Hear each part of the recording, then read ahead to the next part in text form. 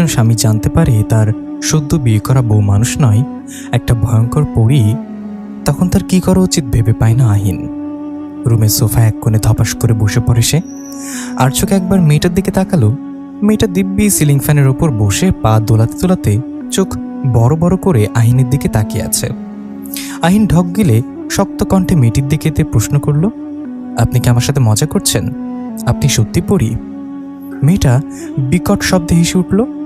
অনেকক্ষণ ধরে হাসলো, যেন সে মজার কথা আগে কখনো শুনেনি। আহিন এই হাসিতে কিছুটা বিরক্ত বোধ করছে। মেয়েটা হাসি থামিয়ে বলল, বুদ্ধু, আমি যদি পড়ি না হতাম তাহলে সিলিং ফ্যানের উপর বসে পা দোলাতে পারতাম, বলে আবার নিজের মতো হাসতে লাগলো।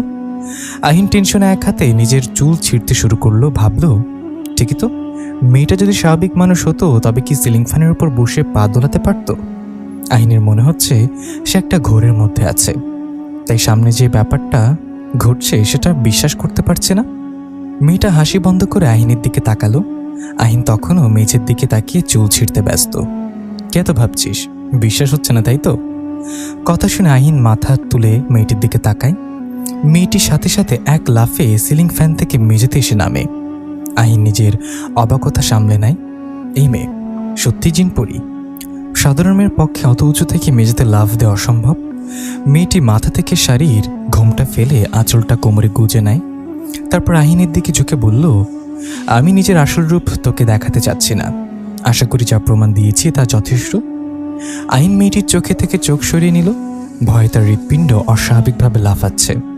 মেয়েটির চোখগুলো লাল রক্তবর্ণের রং ধারণ করেছিল। তা দেখেই আহিনের ভয় ভয় করতে লাগলো। আপনি যদি পরী হয়ে থাকেন তবে আমায় বিয়ে করলেন কেন? মেয়েটি খানিকটা রেগে গিয়ে বলল, অত কথা জেনে তোর কি কাজ? আমাকে কি তোর কাছে জবাবদিহিতা করতে হবে? আহিন চুপ করে রইল। মেয়েটা বেশ রেগে গেছে। এই অবস্থায় তাকে তুলে আছাড়ও দিতে পারে। মেয়েটা আহিনের পাঞ্জাবির কলার ধরে দাঁড় করিয়ে বলল, আমার আসল পরিচয় যদি কাউকে জানাস তবে তোর পরিবারের একজনও বাঁচবে না। তোকে সহ সবগুলোকে কেটে টুকরো টুকরো করে আমার পুকুরের হিংস্র মাছগুলোকে খাবো।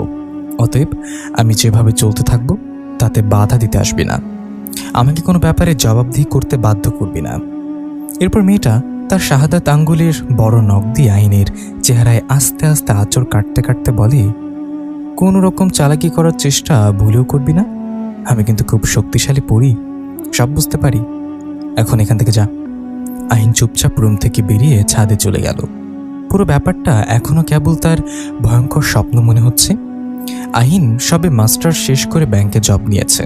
এর মধ্যেই পরিবারের সবার, বিশেষ করে দাদার পীড়াপিড়িতে ওনার পছন্দ করা মেয়ের সাথে বিয়ে হয়ে গেল। বিয়ের আগে মেয়েকে দেখার সুযোগ হয়নি আহিনের। বিয়ের সময় জাফরিনকে এক নজর দেখেছিল আহিন।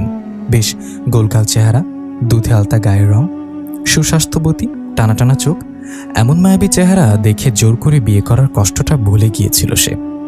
অনেক আশা নিয়ে যেই বাসর ঘরে ঢুকলো মনে হলো তার মাথায় মস্ত আকাশ ভেঙে পড়ল। জাফরিন সিলিং ফ্যানের উপরে বসে পা দোলাতে দোলাতে গুনগুন করছে। তারপর তার দিকে তাকিয়ে মস্ত একটা হাসি দিয়ে বলল, এভাবে কি দেখছিস? আমি তোর পরিবউরে। ঘটনাটা ভেবে আহিনের শরীর শিউরে ওঠে। ছাদের রেলিংয়ে হেলান দিয়ে বসে পড়ে। এখন তার কি করা উচিত বুঝে উঠতে পারছে না। সবাইকে কি এসব জানাবে? কিন্তু মুহূর্তে মনে পড়ে যায় জাফরিনের দেয়া হুমকির কথা। আহিনের একান্নবর্তী পরিবার, দাদা, মা, বাবা, ছোট বোন আর কাকা কাকি এবং তাদের দুটো ছেলে মিলে সবাই একসাথেই থাকে। তার জন্য এদের কোনো ক্ষতি হলে সেটা কি করে মেনে নেবে সে? এখন আপাতত চুপ থাকার অপশনটা বেছে নেয় আহিন। পরে ভেবে চিন্তে কিছু একটা করা যাবে। এখন শুধু দেখতে হবে তার পরিবউ জাফরিন কি করতে চায় আর কি কি করে। রাত বাড়ায় আহিন ছাদ থেকে নেমে রুমে ঢোকে। রুমে কোথাও জাফরিনকে দেখতে পাচ্ছে না। একবার সিলিং ফ্যানের দিকে তাকায় আহিন, সেখানেও নেই। একটু স্বস্তির নিঃশ্বাস ফেলে ভাবে, এই পরি নিজে থেকেই ভেগেছে। লাইট নিভিয়ে বিছানায় শুয়ে পড়ে। চোখ বন্ধ করতেই শুনতে পায় জাফরিনের কণ্ঠ, কি ভেবেছিস আমি ভেগে গেছি? বুদ্ধু, পালানোর জন্য কি তোর মতো একটা হাবাগোবাকে বিয়ে করেছে নাকি? আহিন চোখ মেলে তাকিয়ে দেখে জাফরিন তার শরীর বরাবর কিছুটা দূরত্বে শূন্যে ভাসছে। আহিন কি উত্তর দিবে ভেবে পায় না। তবে কথাটা তার বেশ গায়ে লেগেছে। সে মোটো হাবাগোবা নয়, কেবল মেয়েটার ভয় চুপ করে আছে। নে ঘুমা, আমারও বেশ ঘুম পেয়েছে বলে ভাসতে ভাসতে আহিনের পাশে গিয়ে শুয়ে পড়ল। আহিনের আর ঘুম এলো না। পাশে একটা ভয়ঙ্কর পরি ঘুমাচ্ছে ভেবেই তার শরীর বারবার শিউরে উঠছে। এই মেয়ে কার রূপ ধরে এখানে এসেছে কে জানে। তবে আহিন খুব ভালো করে বুঝতে পারছে জাফরিন খুব ভয়ঙ্কর দেখতে খারাপ পরি। দাদা, আপনি যে মেয়েটাকে আমার জন্য পছন্দ করেছেন সে আসলে, এটুকু বলেই আহিন ঢোক গিলল। আহিনের দাদা নাস্তা খাওয়া বন্ধ করে ধরা গলায় বলল, সে আসলে কি? সবাই নাস্তা খাওয়া বন্ধ করে বিস্মিত চোখে আহিনের দিকে তাকিয়ে রইল। আহিন দ্বিতীয়বার ঢোক গিলে সবার দিকে তাকিয়ে কিছু বলতে নিলে জাফরিন এসে তার পাশে দাঁড়ায়। আহিনের পিঠে নখ দিয়ে খুব জোরে একটা আঁচড় কাটে। আহিন ব্যথা পেয়ে কুকড়িয়ে ওঠে। আহিনের মা আয়েশা খানম উঠে আহিনের কাছে এগিয়ে এসে কি হয়েছে জানতে চাইল। আহিন এক নজরে জাফরিনের দিকে তাকায়। জাফরিন অগ্নি চোখে ওর দিকে তাকিয়ে আছে। কিছু হয়নি মা, পেটটা মোচড় দিল, আমি উঠছি। আহিন অর্ধেক কথা বলে চুপ হয়ে যাওয়া কি ধরনের বেয়াদবি। দাদার এমন কঠিন কথায় আহিন মাথা নিচু করে বলল, মেয়েটা আসলে একটু বাচ্চা ধরনের, এটাই বলতে চেয়েছি। বয়স কম, একটু বাচ্চামি থাকবে। সেসব তুমি যদি সামলে নিতে পারো, স্বামীর দায়িত্ব কিভাবে পালন করবে? দাদার কথা শুনে মাথা নাড়িয়ে সাই দিয়ে আহিন উঠে চলে আসে। রুমে এসে টি শার্টটা খুলে নেয়। পিঠের মাঝখানটা এখনও খানিকটা জ্বলছে। খুব গভীরভাবে আঁচড় কেটেছে মেয়েটা। ক্ষতের স্থানে হাত দিতেই তরল কিছু আঙ্গুলে লাগলো। রক্ত বের হচ্ছে সেখান থেকে। আহিন টি শার্ট সোফার উপরে ছুঁড়ে ফেলে বিছানায় বসে পড়ল। দরজা লক করার শব্দ এসে তাকিয়ে দেখে জাফরিন দরজা বন্ধ করে তার দিকে এগিয়ে এসেছে। চোখ দুটো এখনও তীব্র ক্রোধে জ্বলজ্বল করছে। আহিন খানিকটা দমে যায়। তার ভাবনায় আসে জাফরিন নিশ্চয়ই তাকে ব্যাপারটার জন্য আরো বড় ধরনের অত্যাচার করতে দরজা বন্ধ করেছে। জাফরিন এসে তার পেছনে দাঁড়ায়। এরপর ক্ষতের স্থানে হাত দিয়ে বলে, অতিরিক্ত চালাকি করার ফল কখনো ভালো হয় না। কি ভেবেছিস আমি রান্নাঘরে ছিলাম, এই সুযোগে সবাইকে আমার পরিচয় বলে দিবি? আহিনের মনে হলো তার ক্ষতস্থানে খুব ঠান্ডা কিছু ঘষা হচ্ছে। তাতে জ্বালা কমলেও ক্ষতস্থানটা যেন কুটকুট করছে। জাফরিন আহিনের গাল দুটো শক্ত করে চেপে ধরে বলল, আগেও বলেছি, আবারও বলছি, আমি সব কিছু বুঝতে পারি। আমার সাথে চালাকি করতে আসিস না। আর কোনোদিন যদি এসব করতে দেখি, পুরো শরীর ঝাঁঝরা করে দেব। আমার হাত থেকে নিস্তার পাওয়ার অসম্ভব। নিজের আর পরিবারের ভালো চাইলে চুপ থাক বলে জাফরিন দরজা খুলে বেরিয়ে গেল। আহিনের মাথাটা যেন টেনশনে ছিঁড়ে যাচ্ছে। এই আপদ কেন তার ঘাড়ে উঠল বুঝতে পারছে না। না কিছু করতে পারছে না সহ্য করতে পারছে।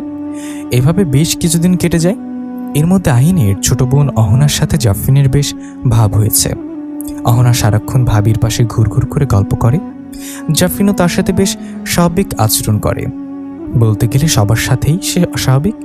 আহিন এসব দেখে আর ভাবে, জাফরিনের আসলে চাইটা কি? কেন একজন অশরীরী হয়েও এখানে পড়ে আছে? অনেক প্রশ্ন মনে জাগলেও জিজ্ঞাসা করার সাহস পায় না জাফরিনের ভয়ানক ক্রোধের কারণে। বাসার কাউকে ব্যাপারটা জানাতে চাইলেও পারে না। জাফরিনের থেকে দূরে থাকার চেষ্টা করে আহিন। খুব সকালে বেরিয়ে অফিসে যায় আর ফেরেও অনেক রাত করে। এসে দেখে জাফরিন তার জন্য টেবিলে খাবার নিয়ে বসে আছে। খেতে না চাইলেও জোর করে গিলায়। আলাদা ঘরেও শুতে দেয় না। প্রায় সব ব্যাপারে জোর খাটায়। দিন দিন ব্যাপারগুলো আহিনের কাছে বিরক্তকর হয়ে যায়। তুই সত্যি বলছিস তোর বউ পড়ি? বিস্মিত হয়ে জিজ্ঞাসা করে আহিনের বন্ধু রিফাত। আহিন চায়ের কাপে চুমুক দিয়ে হতাশ কণ্ঠে বলে, তোর কি মনে হয় আমি মজা করছি? এটা কি করে হয়? তোর শরীর ঠিক তো নাকি কিছু খেয়েছিস? রিফাতের এমন কথায় আহিন বিরক্ত হয়ে তার দিকে তাকায়। রিফাত সেটা বুঝতে পেরে বলে, আচ্ছা আচ্ছা রাগ করিস না, পুরো ব্যাপারটা আমাকে বল। আহিনের কথা শুনতে শুনতে রিফাত ভাবে সে আহিনের বেস্ট ফ্রেন্ড। প্রায় সব কথায় আহিন তাকে শেয়ার করে। মিথ্যা বলে মজার করার ছেলে আহিন নয়। আর আহিনের চোখ মুখে বলে দিচ্ছে সে ইদানিং কোনো কিছুতেই বেশ ঘাবড়ে আছে। সবটা শুনে রিফাত একটু সময় নিয়ে বলল, আমার মনে হচ্ছে মেয়েটা তোকে বোকা বানাচ্ছে। আজকালকার যুগে এইসব কেউ বিশ্বাস করে? মেয়েটার অন্য কোনো উদ্দেশ্য আছে, তাই তোকে ভয় দেখিয়ে দমিয়ে রাখতে চাইছে। ঘাবড়াস না, আমি একে ভালো করে টাইট দিয়ে দেবো। কালই তোদের বাসায় যাব।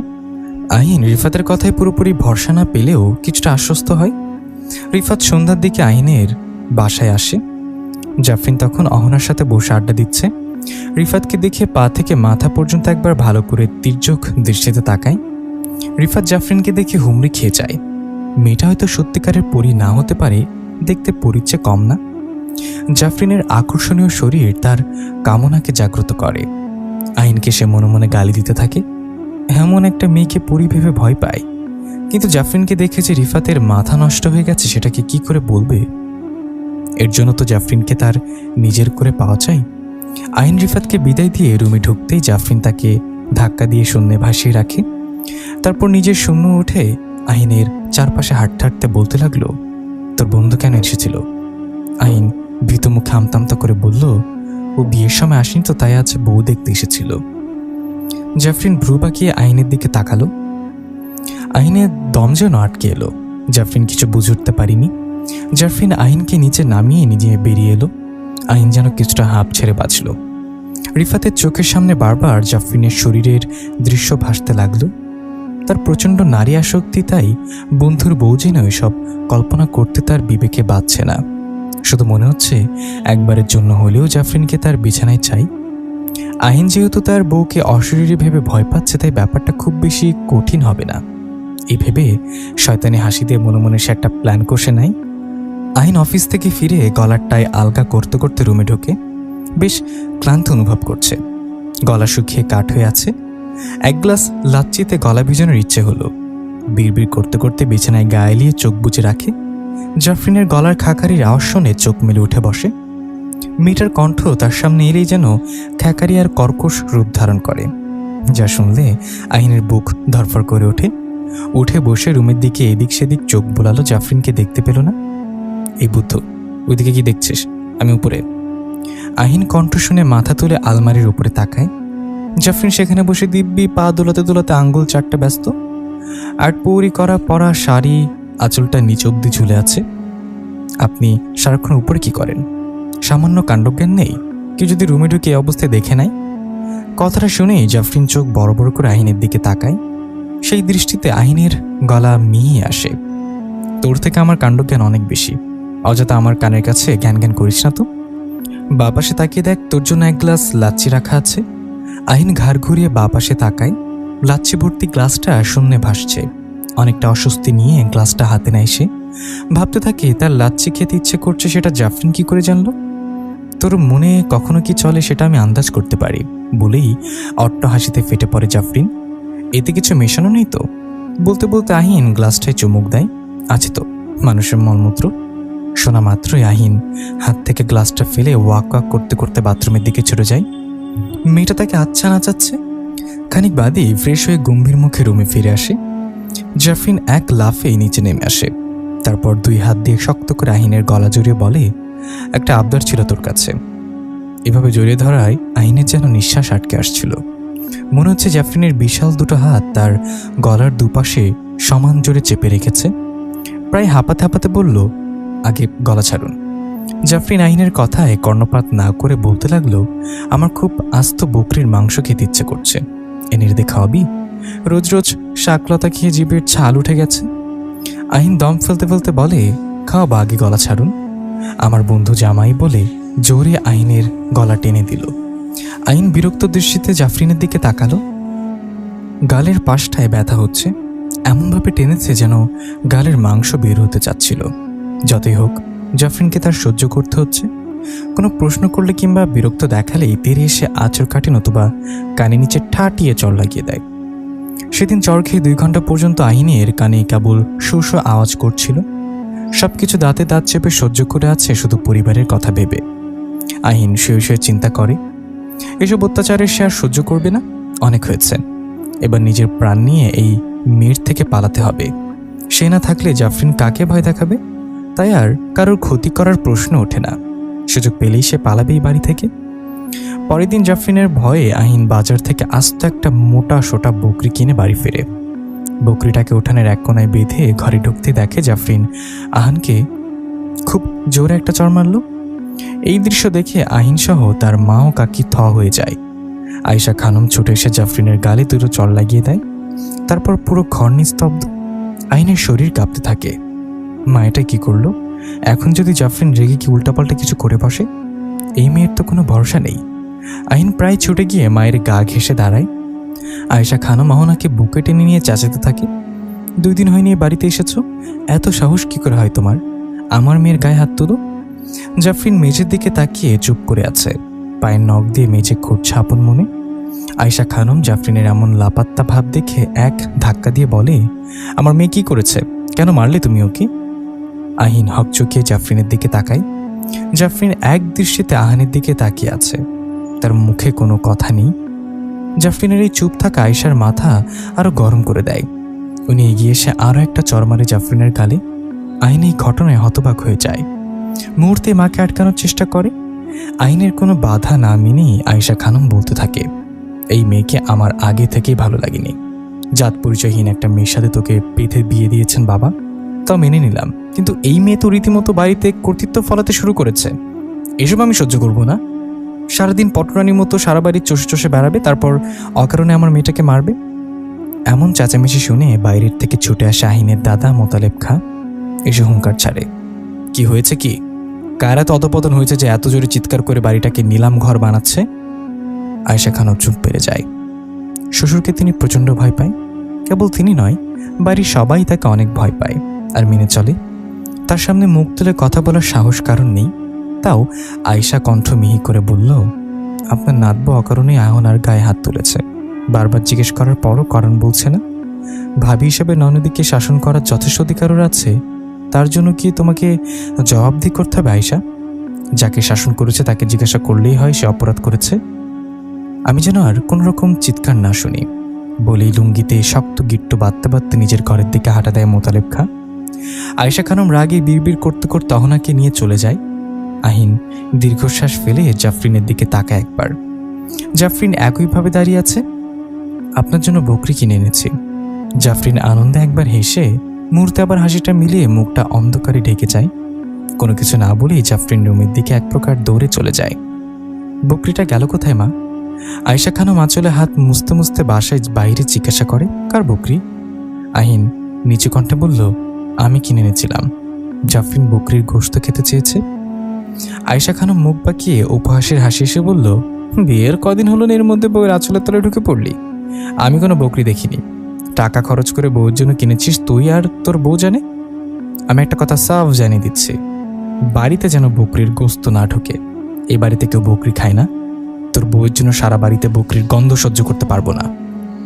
বলেই আয়েশা খানম ভেতরে চলে গেলেন। আইন এদিক সেদিক খুঁজে বকরি কোথাও পেল না। এমন সময় দেখলো জাফরিন শুকনো মুখে বাড়ির পেছনে বসে আছে। কি এক গম্ভীর চিন্তায় সে মগ্ন, চোখের দৃষ্টি একদম স্থির হয়ে আছে। আইন বকরি জবাই করে মাংস বাছতে বসলো। এর মধ্যে আর চোখে জাফরিনের দিকে তাকালো। জাফরিন বাঁশঝাড়ের উপরে বসে লোভাতুর চোখে মাংসের দিকে তাকিয়ে আছে। ইটের চুলার আগুনের শিখায় ওর মুখটা বেশ ভয়ঙ্কর লাগছে।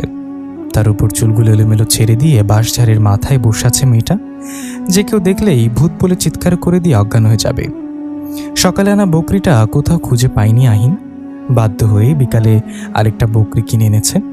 আয়েশা খানমকে বারবার বলার পরও উনি বকরির গোস্ত ঢুকতে দিবে না এই সিদ্ধান্তে অটল রইল।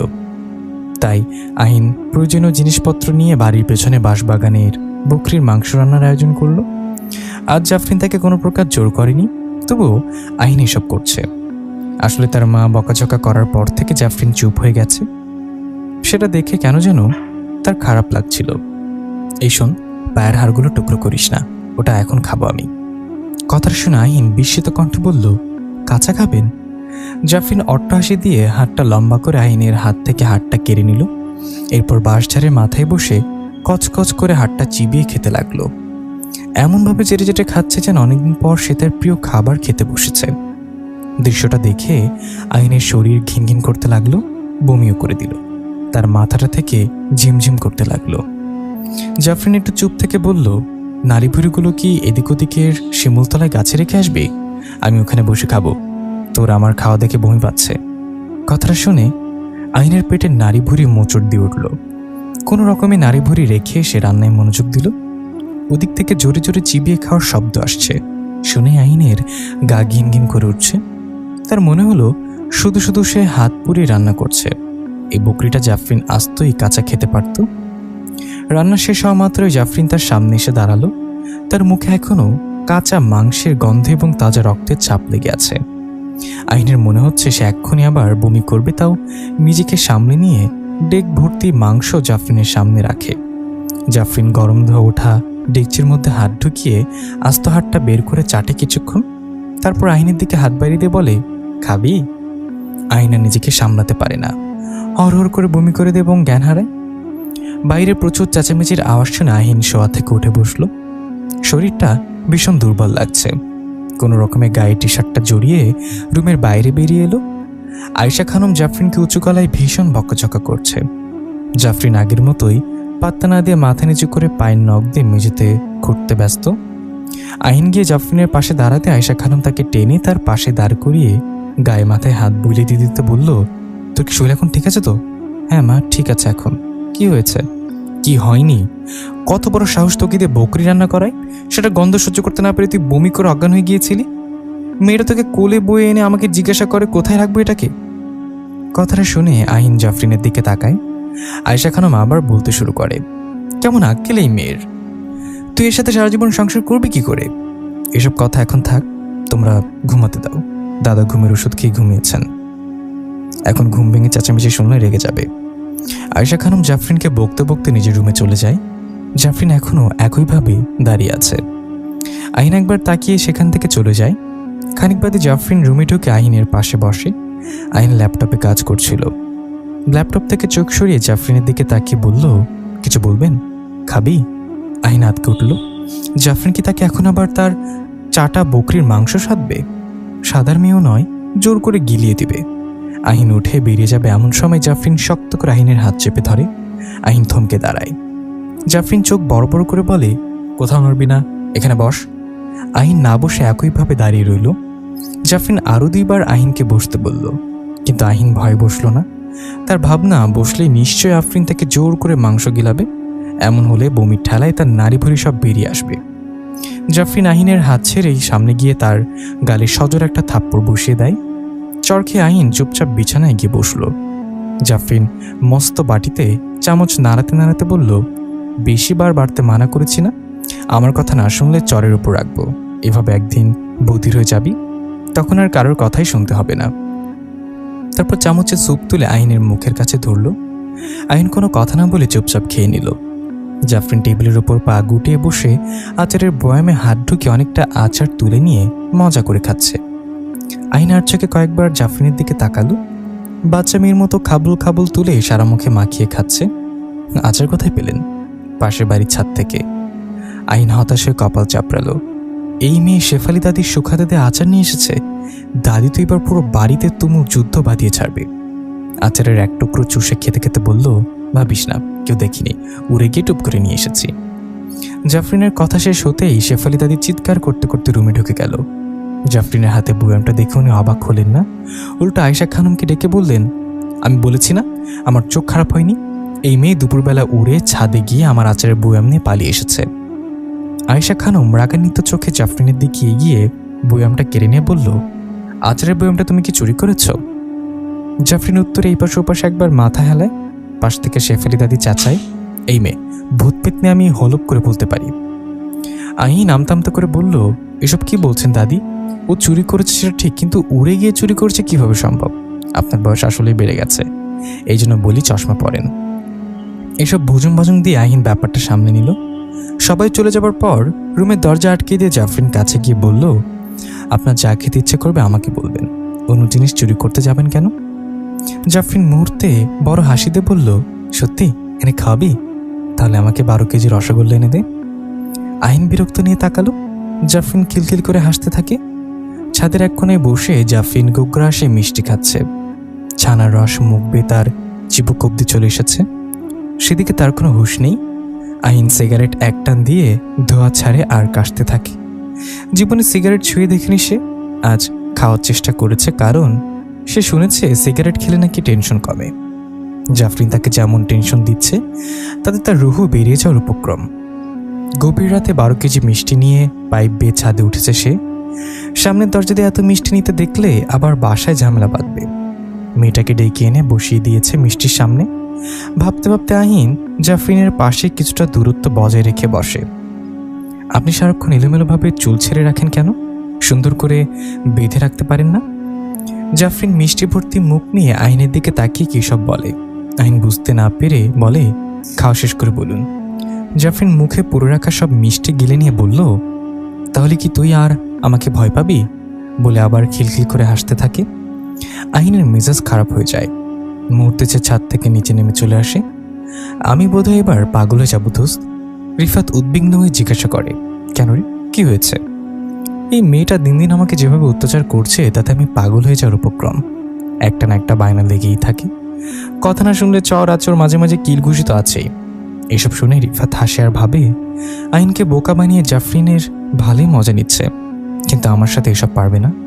কিন্তু এই মোক্ষম সুযোগটা তো আমার কাজে লাগানো উচিত। রিফাত মুখে চিন্তিত ভাব এনে বলে, খুবই দুশ্চিন্তার ব্যাপার, তবে আমার কাছে এর একটা সমাধান আছে। আইন মুহূর্তেই আশান্বিত হয়ে বলল, কি সমাধান বল, যা বলবি তাই করব।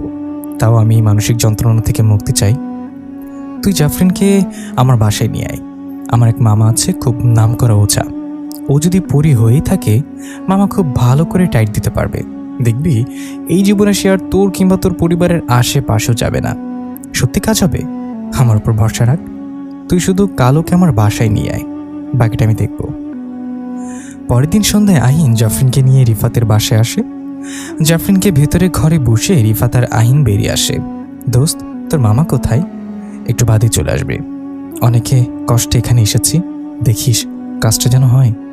কিন্তু একটা কথা আছে দোস্ত, মামা বলল আমি আর মামা ছাড়া বাসার আশেপাশে যেন আর কেউ না থাকে।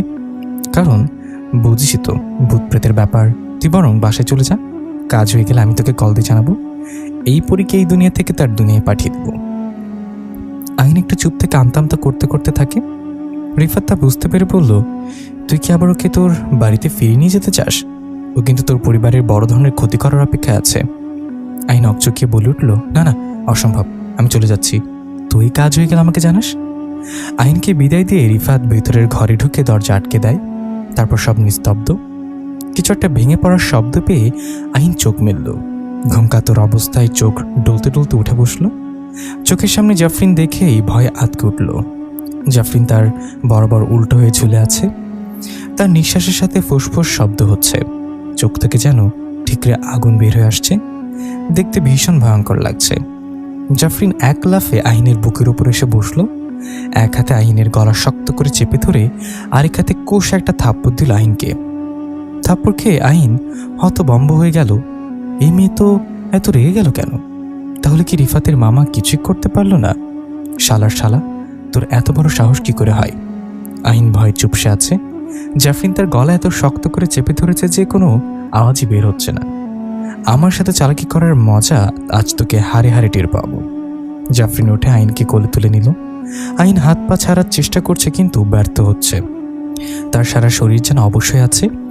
জাফরিন আহিনকে বাড়ির পেছনে বাঁশঝাড়ে নিয়ে এলো। বাঁশঝাড়ের উপর বসে আহিনকে কোল থেকে ফেলে দিল। দু একটা আছাড়ও মারল। আহিন প্রচণ্ড ব্যথায় চিৎকার করতে লাগলো, কিন্তু তার মুখ দিয়ে কোনো আওয়াজই বের হচ্ছে না। এবার জাফরিন আহিনের পিঠের উপর বসে চুল চেপে ধরে বলে, আজ তোর সবগুলো হাড় ভেঙে গুঁড়ো গুঁড়ো করবো। আমার সাথে চালাকি। আবার আহিনকে কোলে তুলে নেয় জাফরিন। উড়ে উড়ে অনেক উঁচুতে উড়ে যায়, প্রায় 20 থেকে 22 তলার সমান। আহিন ব্যথায় মুষড়ে আছে, হয়তো হাত পা ভেঙে গেছে তার। জাফরিন শূন্যে থেমে থাকতে দেখে আহিন নিচের দিকে তাকায়। মাটিতে অনেক উপরে তারা। আহিন বুঝতে পেরে যায় জাফরিন হয়তো তাকে এখান থেকে নিচে ফেলে দেবে। জাফরিনের দিকে সে করুণ দৃষ্টিতে তাকায়, ক্ষমা চাওয়ার চেষ্টা করে, কিন্তু মুখ থেকে কথাই যেন বের হচ্ছে না। জাফরিন এখনও রাগে ফুসফুস করছে। আহিনের করুণ দৃষ্টি তাকে একটুও কাতর করছে না। সে আহিনকে কোল থেকে নিচে ফেলে দিল। আহিন কি করবে বুঝে উঠতে পারে না কিছু। মুহূর্তেই জ্ঞান হারায়। রিফাত এক চিৎকার দিয়ে শোয়া থেকে উঠে বসে।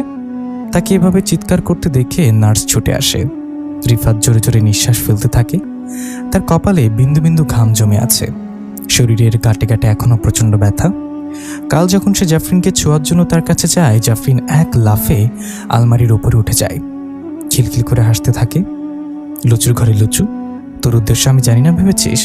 ভীষণ যৌন কুতকুতানি তোর, তাই না? আজ তোকে এমন টাইট দিব আর জীবনে পুরুষাঙ্গের নেটওয়ার্ক পাবি না। বলেই উড়ে এসে এক লাথি দেয় রিফাতের বুকে। রিফাত মেঝেতে পড়া মাত্রই এক নাগারে 40 থেকে 50টা থাপ্পড় দেয়। তারপর উড়াধরা লাথি দিতে থাকে শরীরের সব অংশে। একদম শেষ লাথিটা কষে দেয় রিফাতের পুরুষাঙ্গে। ও মাগো বলে চিৎকার করে উঠে সে। 1 মিনিটের জন্য উধাও হয়ে যায় জাফরিন। ফিরে আসে মস্ত বড় একটা পেয়ালা নিয়ে হাজির হয়। রিফাতের বুকের উপর বসে শক্ত করে মুখ হা করিয়ে পেয়ালার থাকা বস্তুটি খাইয়ে দেয়। খেয়ে রিফাত বমি করা শুরু করে। জাফরিন খিলখিল করে হাসতে হাসতে বলল, কি খাইয়েছে জানিস? তোর বন্ধুর বমির সঙ্গে বকরির কাছে নাড়ি ভুড়ি। এবার যদি তোর শিক্ষা হইল চো বেটা। রিফাত বমি করতে করতে কাইল হয়ে জ্ঞান হারায়। ডাক্তার এসে রিফাতের পাশে দাঁড়ায়। রিফাত সাহেব, লাঞ্চ করে ওষুধ খেয়ে নিন। রিফাত মুখ বাঁকা অবস্থায় অস্পষ্টভাবে বলল, না ডাক্তার, আমি কিছু খেতে পারবো না। কিছু খেতে গেলে আমার গা ঘিনঘিন করে বমি আসে। ডাক্তার, আমাকে রিলিজ কবে দিবেন? আপনার মুখের একদিকের অংশ বেঁকে গেছে, আমরা ওটা ঠিক করার চেষ্টা করছি, কিন্তু ওটা ঠিক হবে না হয়তো। আর দুঃখিত, আপনার পুরুষাঙ্গের এত বেহাল দশা হয়েছিল যে ওটা কেটে ফেলতে হয়েছে।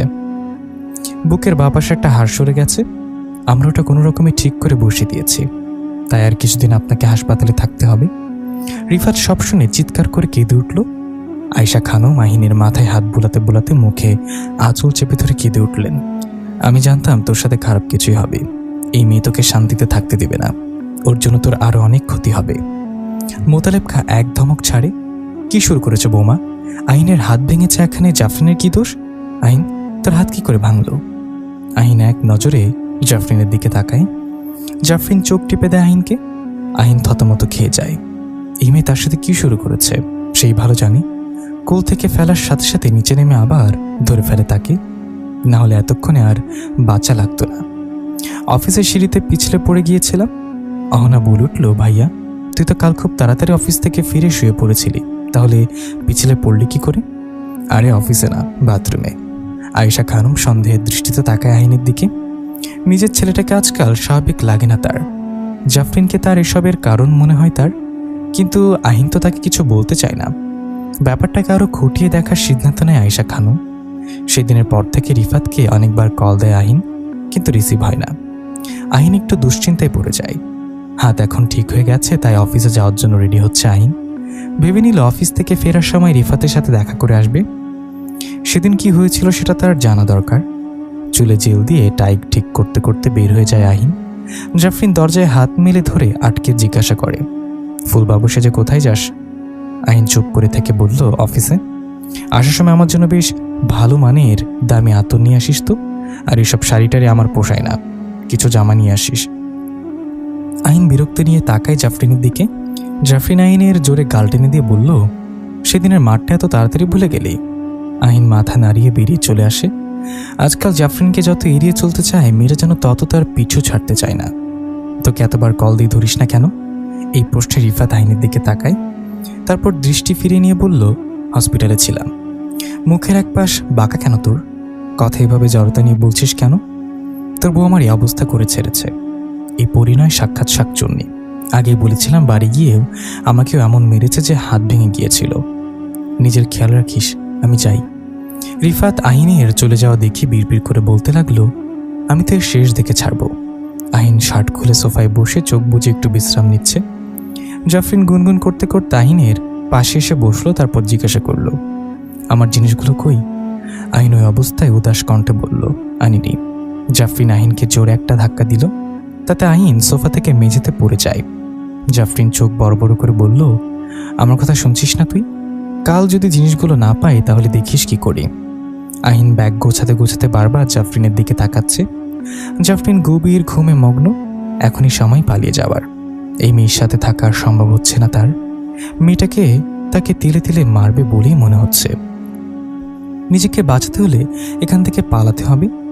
আহিন চোরের মতো ব্যাগটা নিয়ে বেরিয়ে বাস স্টেশনে যায়। অফিস থেকে ফেরার পথে টিকিট কেটে রেখেছিল। খানিকক্ষণ বসার পর বাস চলে এলো। তড়িঘড়ি করে ব্যাগটা নিয়ে বাসে উঠে পড়ল আহিন। বাস ছাড়ার সঙ্গে সঙ্গে এক স্বস্তির নিঃশ্বাস ফেলল সে। আজ থেকে জাফরিন তাকে আর বিরক্ত করবে না, তার ভয়ে ভয়ে বাঁচতে হবে না। আহিন বাহিরের বেঞ্চিতে বসে পড়ল। চোখ বুজে বড় একটা নিঃশ্বাস নিল। অনেকদিন পর শান্তিতে নিঃশ্বাস ফেলতে পারছে। ঘুমটাও ভালো হয়েছে। কক্সবাজারে একটা রিসোর্টে উঠেছে সে। এখানে জাফরিনের ভয় তাকে জড়সড় হয়ে থাকতে হবে না ভেবেই মনটা হালকা হলো। অবশ্য বাড়ির সবার জন্য একটু খারাপ লাগছে। সবাই নিশ্চয়ই অনেক টেনশনে আছে। বাসে উঠেই ফোনটা বন্ধ করে দিয়েছিল। আহিন উঠে সুইমিং পুলের ধার ঘেঁষে হাঁটতে লাগলো। টলটলে পানি দেখে সাঁতার কাটতে ইচ্ছা হচ্ছে। এ রাতের বেলায় সুইমিং পুলে নামার ইচ্ছে সংবরণ করতে পারল না সে। স্লিভলেস গেঞ্জি আর 3/4 পরে নেমে গেল। সাঁতার কাটতে কাটতে আহিনের মনে মনে সিদ্ধান্ত নেয় অফিসে যোগাযোগ করে এখানে ট্রান্সফার হয়ে যাবে। আর কখনোই বাড়িমুখো হবে না, জাফরিনের কাছে আর কিছুতেই ফিরবে না। হঠাৎ কেউ তার ঘাড় ধরে কয়েকবার পানিতে চুবানি দিল। চুবানির ঠেলায় দু একবার আহিনের নাকে মুখে পানি ঢুকে পড়ল। শেষবারের চুবানিতে কিছুক্ষণ থেকে পানি নিচে চেপে ধরে রাখলো। আহিনের নিঃশ্বাস বন্ধ হয়ে আসছিল। তার মনে হচ্ছিল এখনই বোধহয় সে মরে যাবে, কিন্তু আল্লাহ সহায়, এর আগেই হাতটা তাকে ছেড়ে দেয়। আহিন পানির উপর মাথা তুলে ঘন ঘন দম ফেলতে থাকে। একটু স্বাভাবিক হয়ে পেছনে তাকিয়ে চিৎকার করে ওঠে, আপনি? জাফরিনকে দেখে অবাক হয় আহিন। জাফরিন পানিতে শোয়ার স্টাইলে ভেসে আছে। জাফরিন শাড়ির আঁচল দিয়ে আহিনের মুখ বরাবর এক ঝাপটা মারে। বুদ্ধু, কি ভেবেছিস পালিয়ে গেলে আমি তোকে খুঁজে বের করতে পারবো না? আমার ক্ষমতা সম্পর্কে তুই এখনো কিছুই জানিস না। বাড়ি চল আমার সাথে। আহিন রেগে গিয়ে বলল, আমি কোথাও যাব না, আপনি এখান থেকে চলে যান। জাফরিন ভ্রুকুচকে আহিনের দিকে চোখ গরম করে তাকালো। তারপর আহিনকে কাঁধে তুলে নিয়ে বলে, ভালো কথায় কাজ হবে না জানতাম, আমাকেও তুমি চেনো না বাপু। আহিন গলা ছেড়ে চিৎকার করতে লাগলো।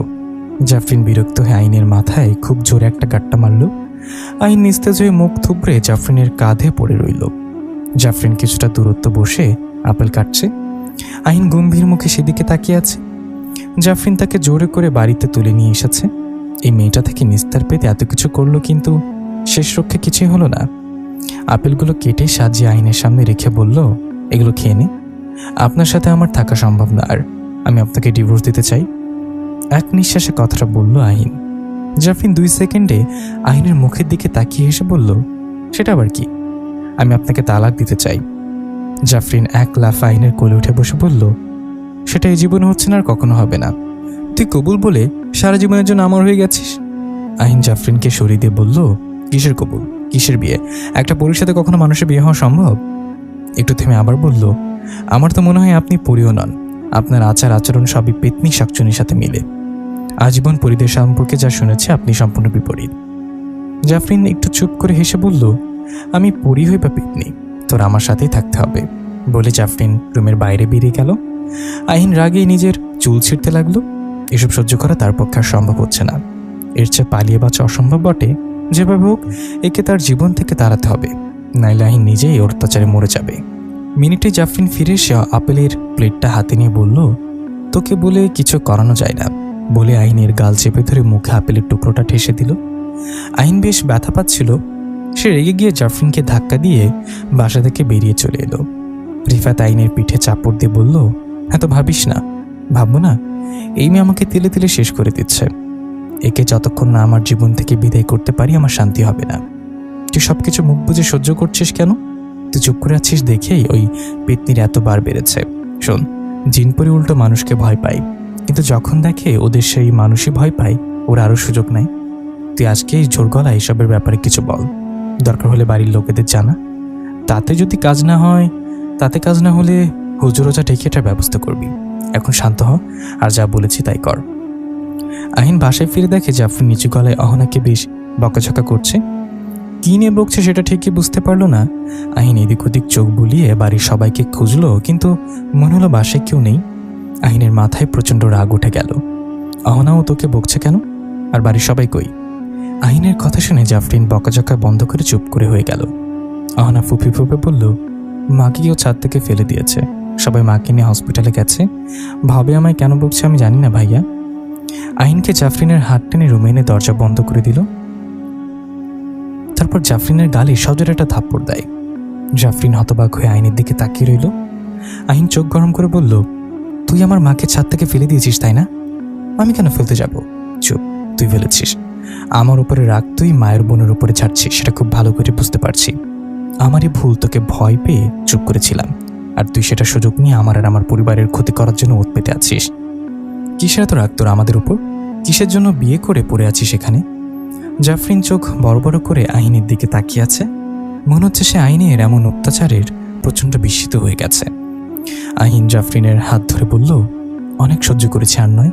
এক্ষুনি তুই এ বাড়ি থেকে বেরিয়ে যাবি, আর জীবনে এই বাড়ি মুখ হবি না। যদি এখানে তোকে দেখি তাহলে হুজুর ডেকে তোকে ওঝা দিয়ে বিদায় করব। বলে জাফরিন হাত ঝাটকা মেরে ছুড়ে দিয়ে আহিন হাসপাতালের উদ্দেশ্যে বেরিয়ে যায়। আহিনের দাদা বাবা কাকিরা এখানে আছে। মায়ের অবস্থা এখন অনেকটা শঙ্কামুক্ত জেনে আহিন কিছুটা আশ্বস্ত হয়। রাতে আর বাড়ি ফিরেনি কেউ। সকালে আয়শা খানমকে হসপিটাল থেকে রিলিজ করে বাড়ি ফিরে আনে। আহিন নিজের রুমে ঢুকতে যাবে এমন সময় আয়শা খানম ছেলেকে ডাকে। ডাক শুনে আহিন মায়ের কাছে বসে। মা হয়ে নিজের ছেলের জীবনটা নিজে হাতেই শেষ করে দিলাম। এসব কেন বলছো মা?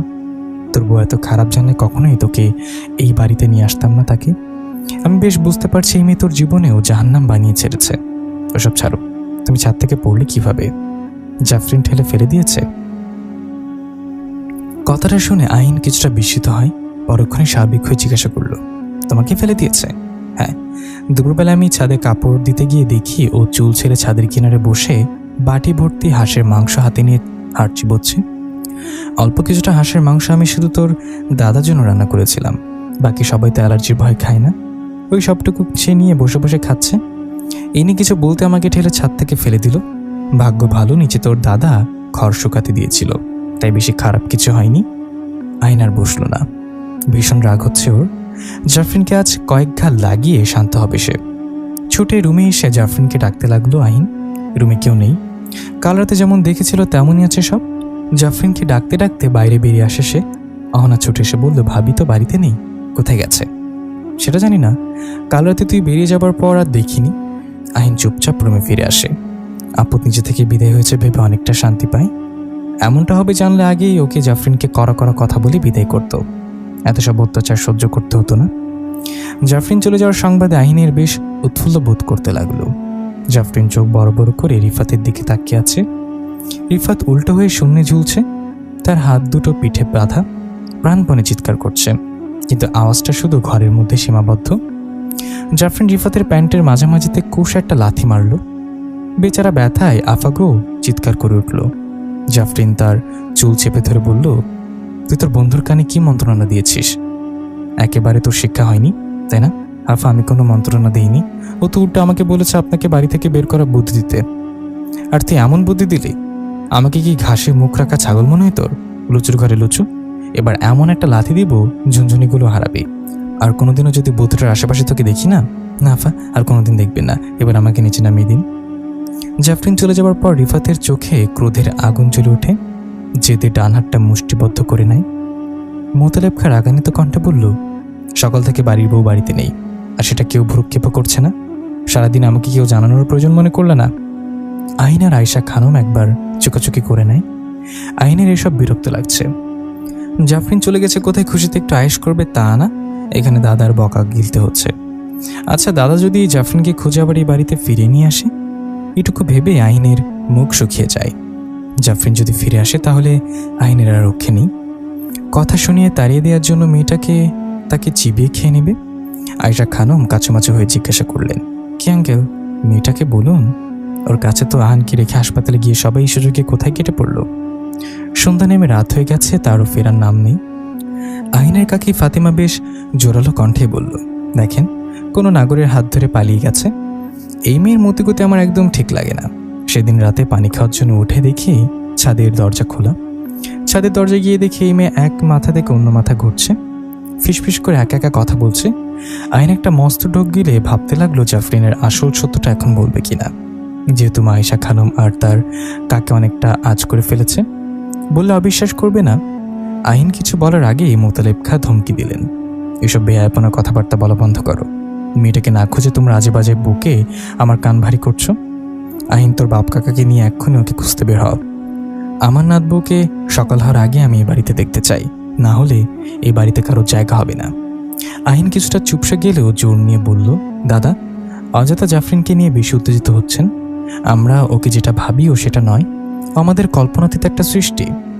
আহিনের দাদা ভ্রু কুচকে বলল, হেয়ালি না করে যা বলার স্পষ্ট করে বলো।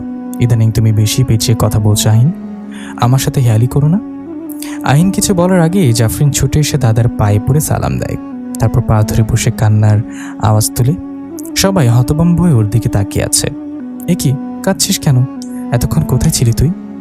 জাফরিন মোতালেব খার হাত জড়িয়ে ধরে কাঁদতে কাঁদতে বলে, কত আশা নিয়ে বিয়ে করে এই বাড়িতে এসেছি, ভেবেছি সবাইকে নিজের করে নিয়ে সুখে সংসার করব।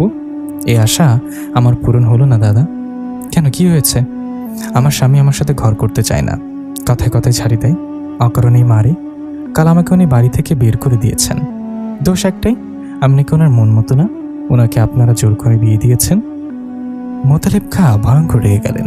আইনের দিকে তাকাতে আইন আমতা আমতা করে বলল, এই মেয়ে সব সত্যি বলছে না দাদা? আপনি আমার সব কথা শুনলে বুঝতে পারবেন। জাফরিন, আপনি বানি বানি মিথ্যে কেন বলছেন? এসব নাটক বন্ধ করুন। আজ আমি আপনার আসল সত্যটা সবাইকে বলে ছাড়ব।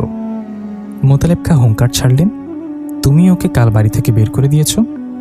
হ্যাঁ, কিন্তু দাদা এর জন্য তোমাকে এই মুহূর্তে আমি ত্যায্য করে দিতে পারি, কিংবা কোনো কঠোর শাস্তি দিতে পারি। দাদা, আপনি কি আমার থেকে শুনুন ওকে। আজ থেকে জাফরিনের সব কথা তুমি অক্ষরে অক্ষরে পালন করবে। ও যা চাই তাই করবে। কোনো রকম ঝাড়ি বা গায়ে হাত তুলবে না। এটা তোমার শাস্তি। এটা যদি তুমি না মানো তবে তোমাকে আমি ত্যায্য করে এই বাড়ি থেকে বের করে দেব। আহিন চুপ হয়ে গেল। জাফরিনের মাথায় হাত বুলে মোতালেব খা বললেন, ও যদি আমার কথা অমান্য করে সাথে সাথে আমাকে জানাবে, বাকিটা আমি বুঝবো। জাফরিন আচ্ছা বলে হাতের পিঠ দিয়ে চোখ মুছতে মুছতে আহিনের দিকে তাকিয়ে চোখ টিপ দেয়। এই বুদ্ধু বুদ্ধু, ওঠ না। এই শালা, ঘুম থেকে ওঠ বলে আহিনকে এক ধাক্কা দিয়ে বিছানা থেকে ফেলে দেয় জাফরিন। আহিন ঘুম চোখে বিরক্তি নিয়ে বলল, এটা কি ধরনের অসভ্যতা? আপনার জন্য কি এখন ঘুমাতে পারবো না? জাফরিন ঠোঁট কামড় দিয়ে ধরে রেখে বলল, খুব শখ হয়েছে আমাকে তাড়ানোর, কিন্তু আমি তো আগেই বলেছি আমাকে তুই তোর ঘাড় থেকে কখনো নামাতে পারবি না। কি চান আপনি? এভাবে কেন আমার পিছে পড়ে আছেন? আমাকে কোলে নে। কি? এখন চাইছি তুই আমাকে কোলে নিয়ে ছাদে নিয়ে চল। মস্করা হচ্ছে আমার সাথে? চরগুলোর সাথে তো তাড়াতাড়ি ভুলে গেলি। আজকে তোকে চর খাওয়াবো না, বকরির কাঁচা নাড়িভুড়ি খাওয়াবো। একদম জোর করে গিলিয়ে দেব।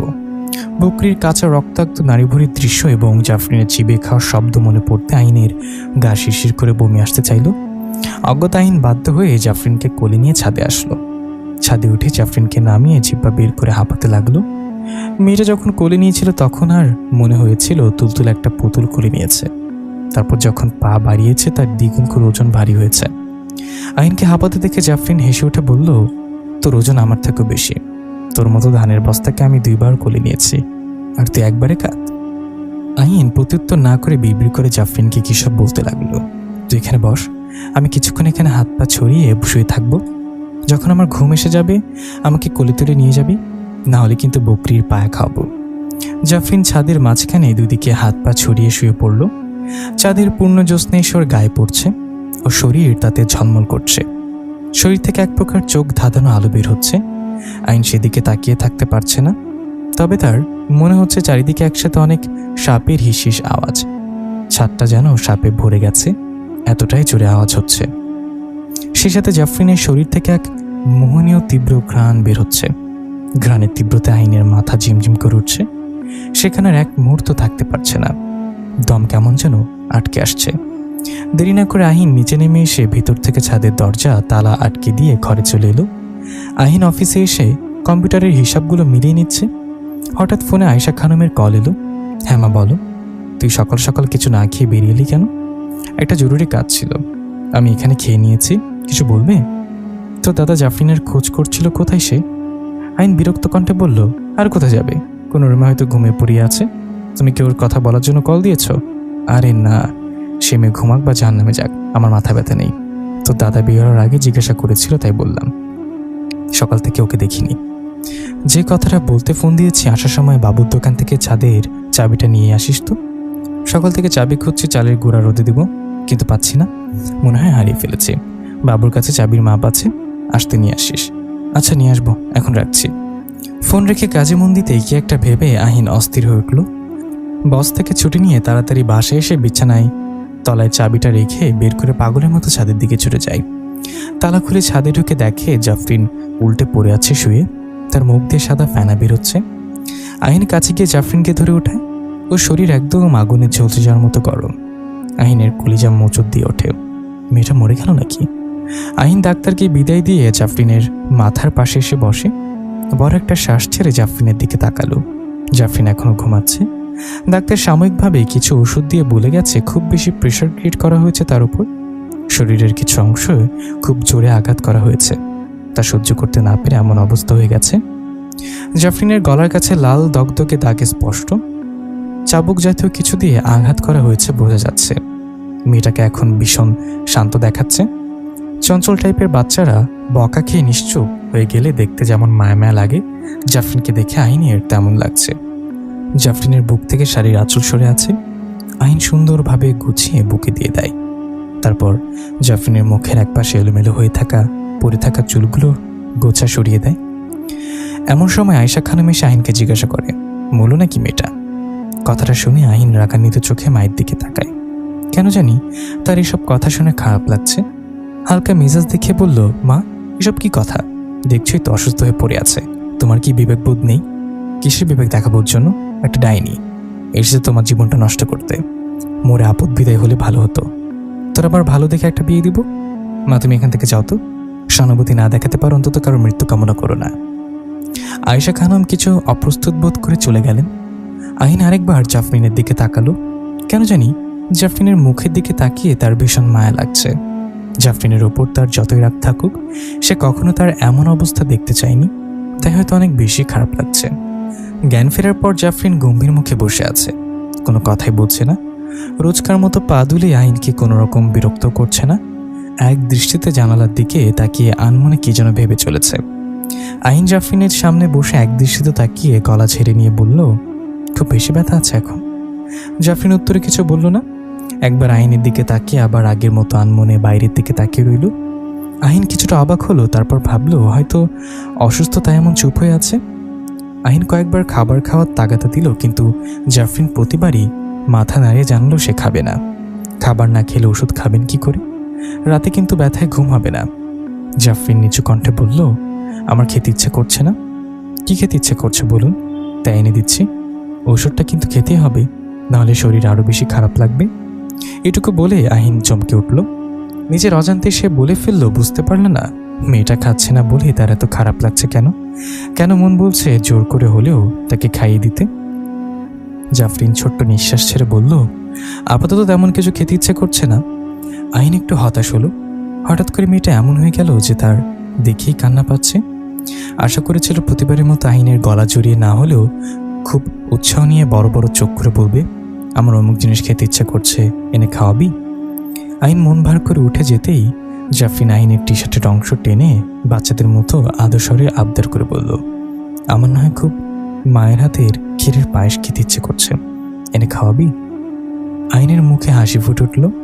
তার মনে হচ্ছে জাফরিনের দিকে যদি এমনভাবে চাঁদ এনে দিতে বলতো, সে চাঁদ এনে দেওয়ার বাজিও ধরে ফেলতে পারবে। আয়েশা খানম রান্নাঘরে কিশমিশ, কাজু, ক্ষীর সহ নানান সরঞ্জাম দেখে আহিনের দিকে চোখ পাকিয়ে তাকে বলল, হঠাৎ এসব কি এনেছিস? মা, জাফরিনের খুব ক্ষীরের পায়েস খেতে ইচ্ছে করছে, তো আমি কি করব? ও মায়ের হাতের পায়েস খেতে চেয়েছে। ওর মা তো কোথায় আছে জানি না, এখন তো তুমি ওর মা। তোমার একটা অসুস্থ সন্তান যদি খেতে চায় তুমি বানিয়ে খাওয়াবে না? ওকে আমি সন্তান তো দূরের কথা, তোর বউ হিসেবে মানি না। আর যে আমাকে মেরে ফেলতে চেয়েছিল তাকে আমি নিজ হাতে পায়েস খাওয়াবো, সেটা ভাববে কি করে? আহিন শত বলেও আয়েশা খানমকে পায়েস বানাতে রাজি করাতে পারল না। অজ্ঞতা সে বাইরে বেরিয়ে গেল। যে করে হোক, যেখান থেকেই হোক, পায়েস এনে খাওয়াবে জাফরিনকে। রাতের দিকে আহিন বাসায় ফিরল ছোট্ট হাঁড়ি ভর্তি পায়েস নিয়ে। অনেক কষ্টে সদর থেকে পায়েস আনার ব্যবস্থা করেছে। রুমের দরজায় আসতেই ভেতরের দৃশ্য দেখে তার চোখ ছানা বড় হয়ে গেল। সে কি স্বপ্ন দেখছে নাকি কল্পনা করছে বোঝার জন্য কয়েকবার চোখ ডলে নিয়ে আবার তাকালো। মা জাফরিনকে খুব যত্ন করে পায়েস খাওয়াচ্ছে। জাফরিনের মুখের গম্ভীর ভাবটা অনেকটা উবে গেছে। খাওয়ানোর ফাঁকে ফাঁকে মা খুব যত্ন করে জাফরিনের লম্বা চুলে খোপা করে দিলেন। শাড়ির বদলে অহনার একটা 3 পিস পরেছে জাফরিন, খুব মিষ্টি দেখাচ্ছে তাকে। মায়ের কথায় আহিনের ভাবনার ধ্যান ভাঙল। তুই হাঁড়িতে করে কি পায়েস এনেছিস? হ্যাঁ, তুমি তো বললে পায়েস বানিয়ে দিবে না। বলেছি বলে কি বানিয়ে দিতে পারবো না? আর এটা আমায় দে, এটার পায়েস খাওয়ানো লাগবে না, আমি বানিয়ে খাইয়ে দিয়েছি। হঠাৎ কি হলো তোমার? আয়েশা খানম একটু চাপা স্বরে বললেন। মেয়েটার অসুস্থ বাচ্চা বাচ্চা মুখটা দেখে মন গলে গেল। তার উপর আদর্শরে বলে, কি জানিস মা, আপনার হাতের পায়েস না খেতে পারার আক্ষেপ নিয়ে যদি মারা যায় আপনার আফসোস হবে না? এমনভাবে ভুলে কি কেউ আর ঠিক থাকতে পারে? আহিন মুচকে এসে জাফরিনের দিকে তাকালো। মেয়েটার মধ্যে যে কারোর মন গলানোর অসীম ক্ষমতা আছে। জাফরিন ওপাশে ফিরে ঘুমাচ্ছে। আহিন বারবার ঘাড় ফিরিয়ে দেখছে জাফরিন একবার ওপাশে এপাশ ফিরে কিনা, কিন্তু জাফরিন আজ একটু নড়ছে না। আর প্রতিদিন ঘুমালে তার হুঁশ থাকতো না। আহিন ঘুমের মধ্যে জাফরিনের প্রচুর নড়াচড়ার কারণে যেমন তেমনভাবে চড়লাথি খেত। এই জন্য এতদিন তো আহিন উঠে সোফাতে শুয়েছিল। জাফরিন তার টি শার্টের কলার ধরে খাটে ফেলে বলেছিল, তুই এখানে ঘুমাবি, তোকে ছাড়া বিছানায় কিছু একটা নাই নাই লাগে। আহিন সেদিন ভ্যাবলার মতো মুখ করে ভেবেছিল, সেটা তো আমরা থাকলে ঘুমের মধ্যে আপনাকে চড় থাপ্পড় কি খাবে। আর আজ অসুস্থ হয়ে মেয়েটা এতটাই চুপ হয়ে গেছে যে আজ ঘুমের মধ্যে একটু নড়াচড়া করছে না। ব্যাপারগুলো কেন জানি আহিনের একটু সহ্য হচ্ছে না। মনে চাচ্ছে জাফরিনকে শক্ত করে চেপে ধরে বলুক, এত চুপ হলেন কেন? আপনাকে এইভাবে দেখে আমারও সহ্য হচ্ছে না, একটু সহ্য হচ্ছে না। এমন সময় জাফরিন ঘুমের মধ্যেই ফুপে ফুপে কেঁদে ওঠে। আহিন আচমকিত হয়ে তার দিকে তাকায়। পরক্ষণে কিছু না ভেবে জাফরিনকে বুকের কাছে টেনে নিয়ে শক্ত করে চেপে ধরে বলল, ভয় পেয়েছেন? কিচ্ছু হবে না, আমি আছি তো এখানে। জাফরিন তখনও ঘুমের ঘরে হালকা হালকা ফুপে ফুপে কাঁদছে। আহিন খুব অস্থির হয়ে বারবার জাফরিনের মাথায় হাত বুলাতে বুলাতে তাকে শান্ত করার চেষ্টা করছে। খানিক বাদে জাফরিন কান্না থামিয়ে আহিনের টি শার্ট খামচে ধরে গভীর ঘুমে আচ্ছন্ন হয়ে পড়ে। আহিন তবু বুক থেকে সরায় না জাফরিনকে, আরো শক্ত করে বুকের কাছে চেপে ধরে জাফরিনের চুলে নাক ডুবিয়ে চুলে বিড়ি কেটে দিতে থাকে। জাফরিন আগের থেকে মোটামুটি অনেকটা সুস্থ, শরীরের দাগগুলো হুট করে মিলিয়ে গেছে, সব ঠিক হয়ে গেছে, কিন্তু আগের মতো চঞ্চলতা ভাব যেন নেই। আহিনকে একরকম এড়িয়ে চলে, আগের মতো জ্বালায় না, খুব কমই কথা বলে, অতি দরকারি না হলে কথা বলে না, এমনকি উত্তর দেয় না। এগুলো আহিনের মেনে নিতে কষ্ট হচ্ছে। কেন জানি তার মন চাচ্ছে জাফরিন তাকে খুব বিরক্ত করুক এবং আগের মতো জ্বালাক। এইসব নিয়ে আহিন খুব অশান্তিতে ভুগছে। বাসার সবার সাথে জাফরিন স্বাভাবিকভাবে কথা বলে, কিন্তু আহিনকে দেখা মাত্রই চুপ হয়ে যায়। তখন বোম মারলেও তার মুখ দিয়ে কথা বের হয় না। আহিনের কাছে খুব খারাপ লাগলেও সে জাফরিনকে মুখ ফুটে কিছু বলে না। আহিন বই পড়তে পড়তে আর চোখে কয়েকবার জাফরিনের দিকে তাকায়। জাফরিন জানালার পাশে হেলান দিয়ে দাঁড়িয়ে কি যেন ভাবছে। আজ তাকে বেশ পবিত্র দেখাচ্ছে, চুলগুলো বেশ যত্ন করে বাঁধা। কিছুদিন ধরেই সে আর চুল এলোমেলো করে রাখে না, শাড়িটাও বেশ গুছিয়ে পড়ে। বুক থেকে শাড়ির আঁচল সরে যায় না, আঁচল মাটিতে গড়াগড়ি খায় না। কিন্তু এতে আহিনের মন ভরে না, মনে হয় যেন আগে জাফরিনটাই বেশ ভালো ছিল। আমি যদি তাকে মুক্তি দিয়ে চলে যাই। জাফরিনের হঠাৎ বলে কথাটাই আহিন চমকে ওঠে। জাফরিনের মুখের দিকে তাকিয়ে বোঝার চেষ্টা করে কথাটা কি সে মজা করে বলেছে, কিন্তু জাফরিন বেশ স্বাভাবিকভাবেই কথা বলল, ঠিক বুঝলাম না, আমি যদি এখান থেকে চলে যাই, তোকে মুক্তি দিয়ে আর কখনো ফিরে না আসি। পরপর দুইবার এই কথা শুনে আহিন আর চুপ থাকতে পারল না। এবার তার সত্যি মনে হচ্ছে জাফরিন মজা করে কথাটা বলেনি। বইটা বন্ধ রেখে বলল, কোথায় যাবেন? খানিকটা নিস্তব্ধতা। জাফরিনকে চুপ থাকতে দেখে আহিন তার পাশে এসে দাঁড়ালো। জাফরিনকে আজ একদম অন্যরকম লাগছে, মনে হচ্ছে একটা ছোট্ট নিষ্পাপ বাচ্চা পৃথিবীর সব মায়া ওর স্নিগ্ধ কোমল মুখটায় জড়ো হয়েছে। জাফরিন জানালার গ্রিল ধরে বাইরের দিকে তাকিয়ে বলল, যেখান থেকে তোর জীবনে এসেছিলাম, সিদ্ধান্ত নিয়ে ফেলেছি আমি চিরদিনের মতো তোর থেকে দূরে চলে যাব। কথাটা শুনে আহিনের বুকটা কেমন যেন মোচড় দিয়ে উঠল। এক অজানা কষ্টে তার মন ভার হয়ে এলো। কেন এমন হচ্ছে তার? কেন বা এসেছিল আর কেন বা চলে যাবেন? সেসব না হয় অজানাই থাক, সত্যি চলে যাবেন। কথাটা বলতে গিয়ে আহিনের চোখ দুটো চলচল করে উঠল। সেটা লুকানোর জন্য অন্যদিকে মুখ ফিরিয়ে নিল সে। জাফরিনের আহিনের দিকে তাকে একটা উপহাসের হাসি দিয়ে বলল, সেটা তো চেয়েছিলি, কত চেষ্টাই না তোর বৃথা গেল। আহিন জাফরিনকে কিভাবে বোঝাবে? সে আজ খুব করে চাচ্ছে জাফরিন তার কাছে থাকুক, তাকে খুব করে জ্বালাক। এটা ঠিক, জাফরিনকে এক এক সময় সে অনেক তাড়াতে চেয়েছিল জাফরিন তার জীবন থেকে দূরে হোক। কিন্তু আজ তার চলে যাওয়ার কথা ভাবলেই বুকের বাপাসটা চিনচিন করে ওঠে। আহিনের প্রচণ্ড শখ হচ্ছে জাফরিনের হাত দুটো শক্ত করে চেপে ধরে বলতে, আপনি কোথাও যেতে পারবেন না, সারা জীবন আমার কাছেই থাকবেন। কিন্তু কেমন যেন ইতস্তত বোধ হচ্ছে তার, ভীষণ ভয় হচ্ছে অধিকার দেখাতে। জাফরিন কি এভাবে বললে সে কি বুঝতে পারবে আহিনের মনে কি চলছে? কেন আহিন চাচ্ছে না সে চলে যাক? জাফরিন শান্ত দৃষ্টিতে আহিনের দিকে তাকিয়ে বলল, জানিস, আমি খুব খারাপ একটা পড়ি, তাদের দলের অন্তর্ভুক্ত যারা মানুষের ক্ষতি করে বেড়ায়। আমার কাজই হচ্ছে অন্যকে তিলে তিলে কষ্ট দিয়ে মেরে ফেলা কিংবা পাগল করে দেয়া। কথাগুলো শুনে আহিনের কোনো রিয়াকশনই হচ্ছে না, তার এসব শুনতে ভালো লাগছে না একদমই। আহিন প্রসঙ্গ পাল্টাতে বলল, এখন কি আমার উপর অতিষ্ঠ হয়ে চলে যাওয়ার সিদ্ধান্ত নিলেন? কারোর উপর আমার সিদ্ধান্ত নির্ভর করে না, কারোর কোনো কিছুই আমাকে স্পর্শ করে না। আমি যে সিদ্ধান্ত নিই তাতে আমি অটল থাকি। আহিনের কেমন জানি কান্না পেয়ে যাচ্ছিল। ভেবেছিল কথার এক পর্যায়ে জাফরিনের হাত টেনে তাকে শক্ত করে জড়িয়ে ধরে বলবে, কোথাও যাবেন না আপনি, আপনাকে ছাড়া থাকার কথা ভাবলে আমার কষ্ট হয়। কিন্তু সেটা বলার মতো মানসিকতা জাফরিন ভেঙে দিল। আহিন এখন আর মনের ভাবটা জাফরিনকে প্রকাশ করতে চায় না, কারণ জাফরিন তাকে বুঝিয়ে দিয়েছে কারোর কথায় তার সিদ্ধান্ত বদলাবে না। আহিনের খুব অভিমান হলো, সেও সিদ্ধান্ত নিল জাফরিনকে সে আর আটকাবে না। সে নিজের ইচ্ছা মতো এসেছে, সে নিজের ইচ্ছা মতো চলে যাচ্ছে, কারোর কথা ভাবার প্রয়োজন বোধ করছে না। এমন একটা স্বার্থপরকে নিজের মনের কথা বলে কিছুতেই ছোট হবে না আহিন। নিজেকে সামলে নিয়ে বলল, কখন চলে যাবেন তাহলে? জাফরিন ছোট্ট করে একটা দীর্ঘশ্বাস ফেলল, মাঝ আঙ্গুলের ডগা দিয়ে চোখের কোণে জমে থাকা পানিটা মুছে নিয়ে বলল, যে কোনো সময়। ভালো থাকবেন, যেখানে থাকুন আপনার ভালো থাকাটাই কাম্য করি। বলে আহিন রুম থেকে বেরিয়ে গেল। ছাদে এসে দরজা বন্ধ করে দিয়ে খুব কাঁদল আহিন। কেন এমন লাগছে তার?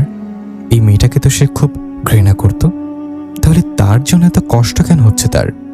কিসের এত তাগিদ তাকে নিজের কাছে রাখার? জাফরিন টেবিলে নাস্তা দিচ্ছে, আহিন অফিসের জন্য বের হচ্ছে, এমন সময় মোতালেব খা পেছন থেকে ডেকে বলল, না খেয়ে কোথায় যাচ্ছ? অফিসে যাচ্ছি, জরুরি কাজ আছে, খেয়ে যাও। দাদার পিড়াপিড়িতে আহিনের টেবিলের এক কোনায় বসে পড়ল, আর চোখে জাফরিনের তাকালো সে। চুপচাপ লক্ষ্মীমের মতো সবাইকে নাস্তা দিচ্ছে জাফরিন। পাতা রঙের সোনালি পাড়ের একটা শাড়ি পরেছে সে, চুলগুলো মাঝ বরাবর সিথি করে কোনো রকমে হাত খোপা করা। দু একটা চুল মুখের সামনে এসে বিরক্ত করছে। শাড়ির আঁচলটা সংসারী বউদের মতো কোমরে কুচে রাখা। আহিনা সহ্য করতে পারল না, চোখ সরিয়ে নিল। জাফরিনের এমন সংসারী রূপ দেখে বিশ্বাস করতে ইচ্ছে করছে না। জাফরিনের সাথে ভীষণ সুখের একটা দাম্পত্য জীবনে আবদ্ধ আছে, যার সংসার ভালোবাসায় পরিপূর্ণ। জাফরিনের এমন কোমলীয় মুখ দেখে আর আবেগপ্লুত অসম্ভব ভাবনা ভাবতে চায় না আহিন। তাই খুব তড়িঘড়ি করে অফিসের জন্য বেরিয়ে যেতে চেয়েছিল, কিন্তু তখন মনে হচ্ছে জাফরিন এড়িয়ে চলা তার পক্ষে সম্ভব না। কোনো একটা শক্তি তাকে বারবার জাফরিনের দিকে টেনে আনছে, কিন্তু আহিন যা ভাবছে তা আদৌ কখনো সম্ভব না। জাফরিন এটা হয়তো মেনে নেবে না, তাই যেভাবেই হোক জাফরিন নিজে থেকেই দূরে সরিয়ে রাখতে হবে। আকাশ কুসুম বিস্তীর্ণ আবেগের স্বপ্ন দেখে নিজেকে কষ্ট দেওয়া উচিত হবে না, তাহলে জাফরিন চলে গেলে নিজেকে স্বাভাবিক রাখতে পারবে। জাফরিন আহিনকে পেছন থেকে ডেকে ব্যাগে টিফিন বক্স ঢুকিয়ে দিল। আহিন আর একবারও জাফরিনের দিকে তাকালো না। ফেরার সময় আমার জন্য রজনীগন্ধা ফুল নিয়ে আসতে পারবি? আহিন কিছু না বলে চলে যেতে নিলে জাফরিন পথ আগলে দাঁড়িয়ে বলল, উত্তর দিলি না যে? আহিনা নিজেকে ধরে রাখতে পারল না। মেয়েটা কেন অযথা মায়াজ বাড়াচ্ছে? জানে না সেইগুলোতে আহিনের কেবল কষ্টই হবে। চলে যখন যাবে আর এসব কিছুর কি প্রয়োজন? কি চাচ্ছে জাফরিন? আরো আবেগপ্রবণ হয়ে আহিন জাফরিনের বিরহ মেনে নিতে না পেরে নিঃশ্বাস বন্ধ হয়ে মারা যাক। আহিনের কড়া গলায় বলল, কি সমস্যা? চলে যাওয়ার আগে এসব ন্যাকামো না কেন করছেন? কি বোঝাতে চাচ্ছেন? জাফরিন মুখ কালো হয়ে এলো। আহিন সেটা দেখল না। জাফরিনের পাশ কেটে বেরিয়ে গেল। জাফরিন ঘড়ির দিকে তাকালো, বরাবর রাত 10টা বাজে। আহিন এখনো ফেরেনি, অথচ ওর অফিস 9টায় ছুটি হয়। জাফরিন নিজে নিজে কিছুক্ষণ হাসলো, তারপর প্রচণ্ড কান্নায় ভেঙে পড়ল। সে ঠিকই ভেবেছে আহিন তাকে চায় না। আহিনও খুব করে চাচ্ছে সে তার থেকে দূরে চলে যাক। এতদিন আহিনের সব সহ্য করে নেয়া তার প্রতি কেয়ারিংগুলোকে সে ভালোবেসে ভুল করেছিল। তাই কাল রাতে আহিনের স্ত্রীরূপে আজীবন থাকার কথা চিন্তা করেছিল। ভেবেছিল আহিন হয়তো তাকে বুকে টেনে নিয়ে বলবে, কোথাও যাবেন না আপনি। কিন্তু জাফরিনের সব ভাবনা ভুল। এই কয়েকদিনের কেয়ারিং সহ্য করে নেয়া, এগুলো আহিন বাধ্য হয়ে করেছিল। প্রথমে তাই মনে হয়েছিল জাফরিনের, তাই সে চুপচাপ থেকে নিজেকে প্রস্তুত করে নিয়েছিল এখন থেকে চলে যাওয়ার জন্য। কিন্তু কাল আহিনের কণ্ঠস্বর তাকে ভাবিয়েছে। আহিন তাকে চায়, আর সকালের আচরণ বুঝিয়ে দিয়েছে আহিন কখনোই জাফরিনকে চায়নি। আহিন শহরের ফুল দোকান থেকে একগুচ্ছ রজনীগন্ধার ছড়া কিনল।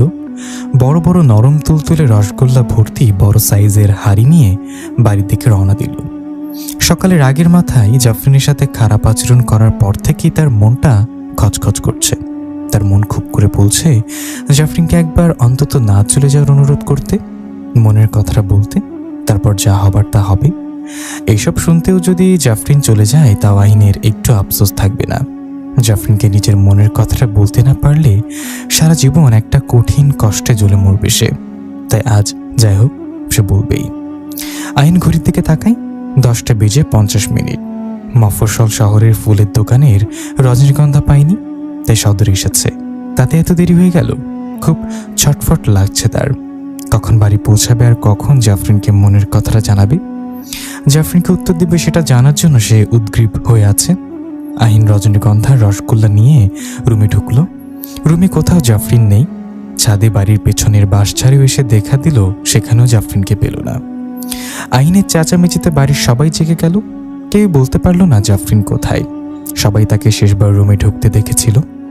আহিনের আর বুঝতে বাকি রইল না জাফরিন তাকে ছেড়ে সত্যি চলে গেছে, আর কখনোই সে আহিনের কাছে ফিরবে না। আহিনের অনুভূতিগুলোকে সে দাম দিল না। আহিন উদাস চোখে সিলিং ফ্যানের দিকে তাকিয়ে আছে। তার মনে হচ্ছে এক্ষুনি হয়তো জাফরিন সেখানে দৃশ্যমান হবে এবং পা দোলাতে দোলাতে চোখ বড় বড় করে আহিনের দিকে তাকিয়ে হাসি দেবে। আহিনের চোখ দুটো মুহূর্তেই ঝাপসা হয়ে এলো। সে শোয়া থেকে উঠে বসে এক হাতে মাথায় চুল মুঠো করে ধরে চোখ বুজে রাখে। জাফরিন তো তার মনের কথা বুঝতো। এটা বুঝতে পারেনি সে খুব করে চাইছিল জাফরিন তার কাছে থাকুক, আর ভাবতে পারছে না আহিন।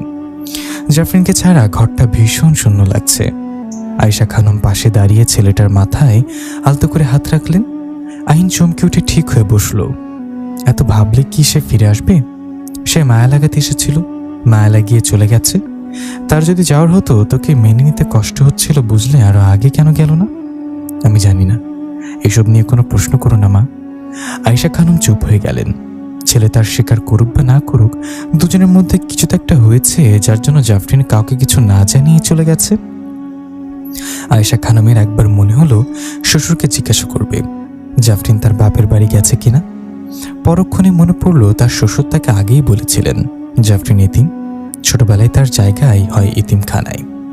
মেয়েটার জন্য বেশ টান অনুভব করছেন তিনি। আহিন অভিমানে প্রথম প্রথম জাফরিনের কথা মনে আনতে না চাইলেও এখন খুব খারাপ লাগে। মনে না এনে থাকতে পারে না। রাতে ছাদে উঠে বসে থাকে, এই আশায় জাফরিন আবার ফিরবে। অহনা কফির কাপটা টেবিলের ওপর রেখে নিচু গলায় বলল, তুই ভাবি রাগ ভাঙিয়ে ফিরে আনতে পারিস না?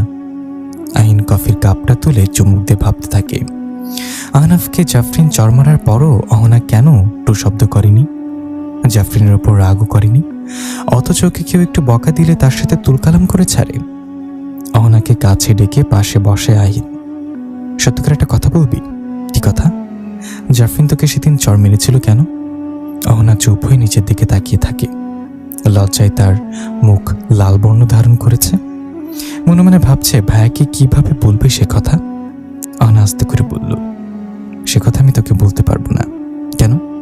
কি এমন করেছিস তুই যে তোকে চর মারল? ভাবি বারবার সাবধান করার পরও তার কথা শুনিনি, তাই শাসন করেছে। এর চার বেশি কিছু বলতে পারবো না। আইনা জোর করল না, অন্য প্রসঙ্গে বলল, তোর মনে হয় জাফরিন ছাদ থেকে মাকে ফেলে দিতে পারে? অহনা চোখ তুলে আইনের দিকে তাকায়। এটা আমার বিশ্বাস হয় না ভাইয়া। আমার মনে হয় মা মাথা ঘুরে পড়ে গিয়েছিল। ভাবির সাথে তখন তো একটু মন কষাকষি ছিল, তাই তো ভাবির ঘাড়ে দোষ দিতে চেয়েছে। আইন চুপ করে রইল। এই কথাটা গ্রহণযোগ্য হলেও এটা মানতে পারছে না। মা যদি জাফরিনকে মিথ্যা বলে দোষী করতে চাইতো তবে এটা কখনোই বলতে পারতো না। জাফরিন পা দোলাতে দোলাতে খাবলা তুলে মাংস খাচ্ছিল। সব কেমন যেন এলোমেলো লাগছে তার। কোনো হিসাবে জাফরিন ক্ষতি করতে পারে বলে মনে হয় না, কোনো হিসাবে পুরো উল্টোই মনে হয়। মোতালেব খা আধশো অবস্থায় চোখ বুজে আছেন। এমন সময় আহিন সালাম দিয়ে তার পাশে বসল। মোতালেব খা সালামের উত্তর দিয়ে পা গুটিয়ে বসে আইনের দিকে তাকালেন। ছেলেটার মুখ ছোট, অনেক শুকিয়ে গেছে। আইন শান্ত গলায় জিজ্ঞাসা করল, দাদা আপনি জানেন জাফরিন কোথায় যেতে পারে? যদি জানতাম এক্ষুনি ওকে ঘাড় ধরে এখানে নিয়ে আসতাম, কিন্তু আগে এটা জানা দরকার ও এখান থেকে কেন চলে গেল। তুমি কি বলেছ ওকে? স্বামী স্ত্রীর মধ্যে তো সামান্য মনোমালিন্য হয় দাদা। ও বাবার বাড়িতে যায়নি তো? ওর বাবার বাড়ি নেই, ওই এতিমখানে বড় হয়েছে। একদিন পথে আমি স্ট্রোক করেছিলাম, আল্লাহর রহমতে ওর বুদ্ধিতে বেঁচে গিয়েছিলাম। তখনই ঠিক করে নেই ওকে আমার নাত বউ করবো। আইন দীর্ঘশ্বাস ছাড়ল। তাহলে তার ধারণাই ঠিক, জাফরিন যে একজন পরী এই বিষয়ে তাতে অবগত নন। কিন্তু জাফরিনকে এখন খুঁজবে কোথায়? সে কোথায় পাবে তাকে? জাফরিনকে ছাড়া থাকতে তার কষ্ট হচ্ছে ভীষণ। জাফরিন বেহুশ অবস্থায় বদ্ধ ঘরে চিত্ত হয়ে শুয়ে পড়ে থাকে।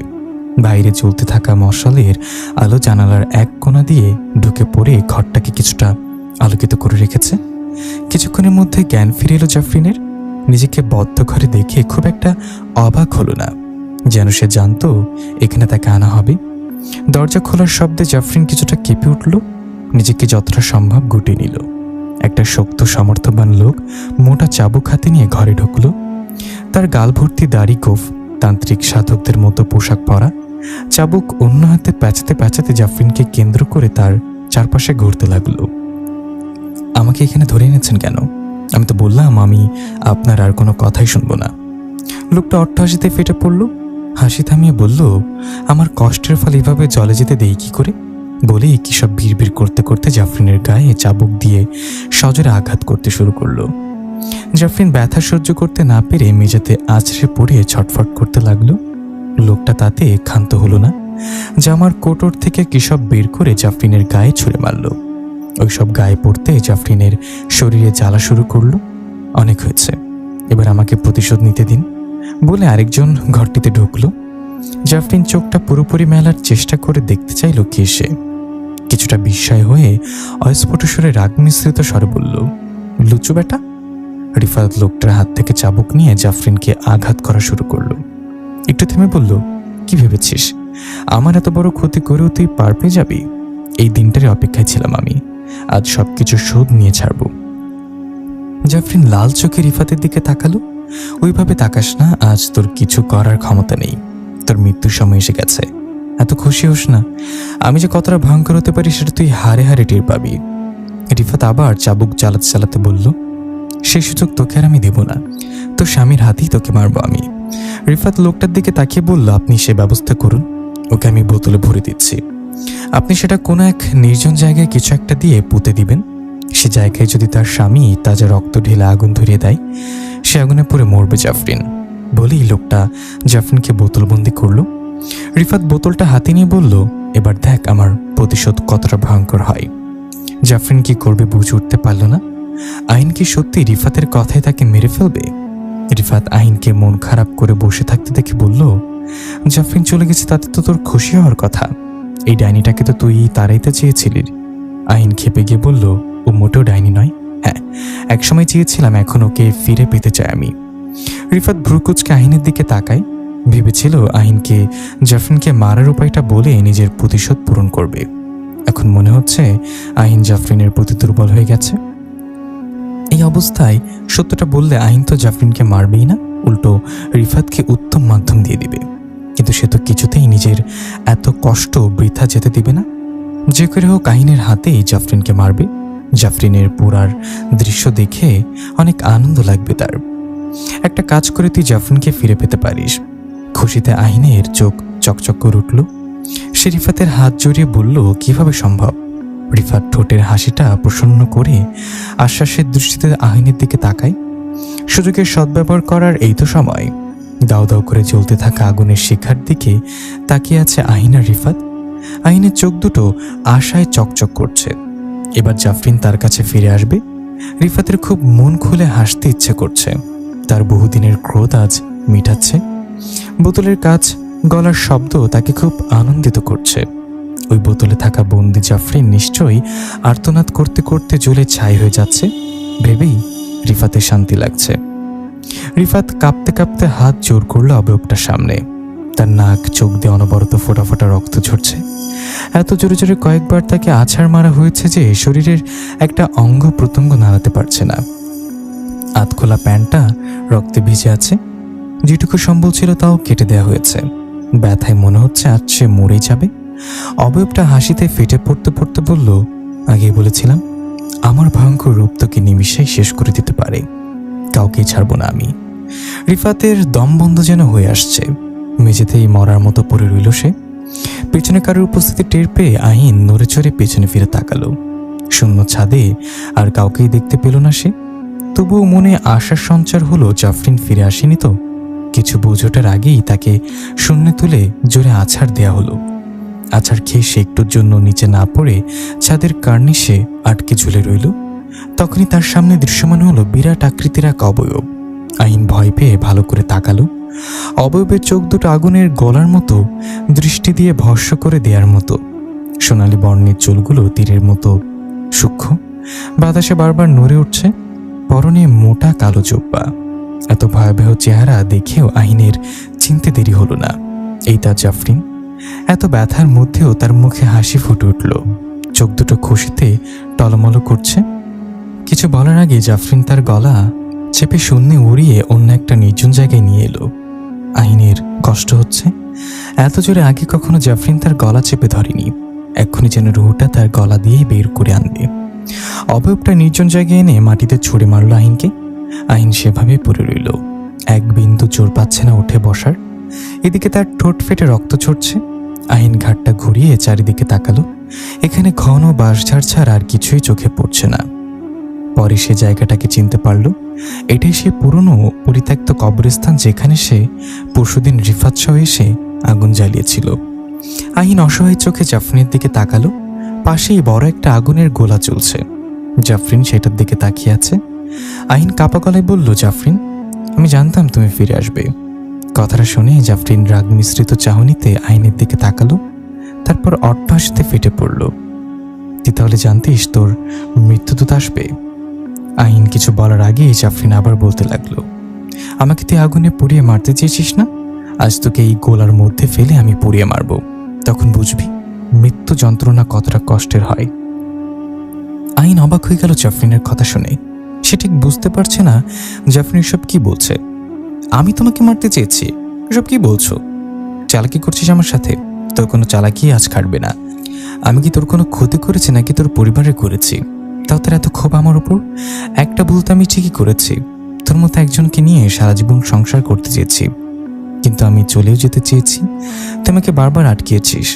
তোর মনের কথাগুলো বুঝে আমি তোর কাছে থেকে গিয়েছি। এইভাবে তুই আমাকে চাস, কিন্তু আমি ভুল করেছি। আহিনের মনে হলো জাফরিন কোনো কিছু নিয়ে তাকে ভুল বুঝে আছে। এই ভুল ভাঙানোটা প্রয়োজন।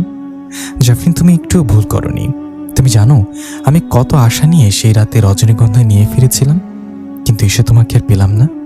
চুপ কর বেঈমান, তোরা মানুষের আসলে খুব খারাপ। আজ বুঝলাম আমরা এমনি এমনি তোদের ক্ষতি করতে আসি না। তোদের মতো অজাত বেঁচে আছে বলেই আমরা স্বাভাবিক জীবনযাপন করতে পারি না, নিজের পরিবারকে কাছে পাই না। বলে জাফরিন দুই হাতে মুখ ঢেকে কাঁদতে লাগলো। আহিন ঠিক কি বলে জাফরিনকে বোঝাবে বুঝতে পারছে না। তার শুধু মনে হচ্ছে আজ যদি জাফরিনকে কিছু বলতে না পারে সারা জীবনেও বলতে পারবে না। জাফরিনের আজ তার ভয়ঙ্কর আসল রূপ নিয়ে এসেছে। হয়তো আহিনকে মেরেও সে শান্ত হবে। আহিনের মরতে আফসোস নেই। জাফরিনকে তো আর সে কম কষ্ট দেয়নি। জাফরিন, আমি তোমাকে কিছু বলতে চাই। তোর কোনো কথার ফাঁদে আমি পড়তে চাই না। তোরা মানুষরা দুর্বলতার সুযোগকে খুব ভালোই কাজে লাগাস। আজ তোকে আমি সেটা করতে দেব না। তোকে আগুনের গলায় ফেলেই পুড়িয়ে মারব। বলেই আহিনকে উপরে তুলে নিয়ে বলের মতো আগুনের গোলার মাঝে ছুড়ে দিল জাফরিন। জাফরিনের চোখ বারবার ঝাপসা হয়ে আসছে। একজন মানুষের জন্য তার গোত্রের কেউ এভাবে চোখের পানি ফেলছে কিনা তার জানা নেই।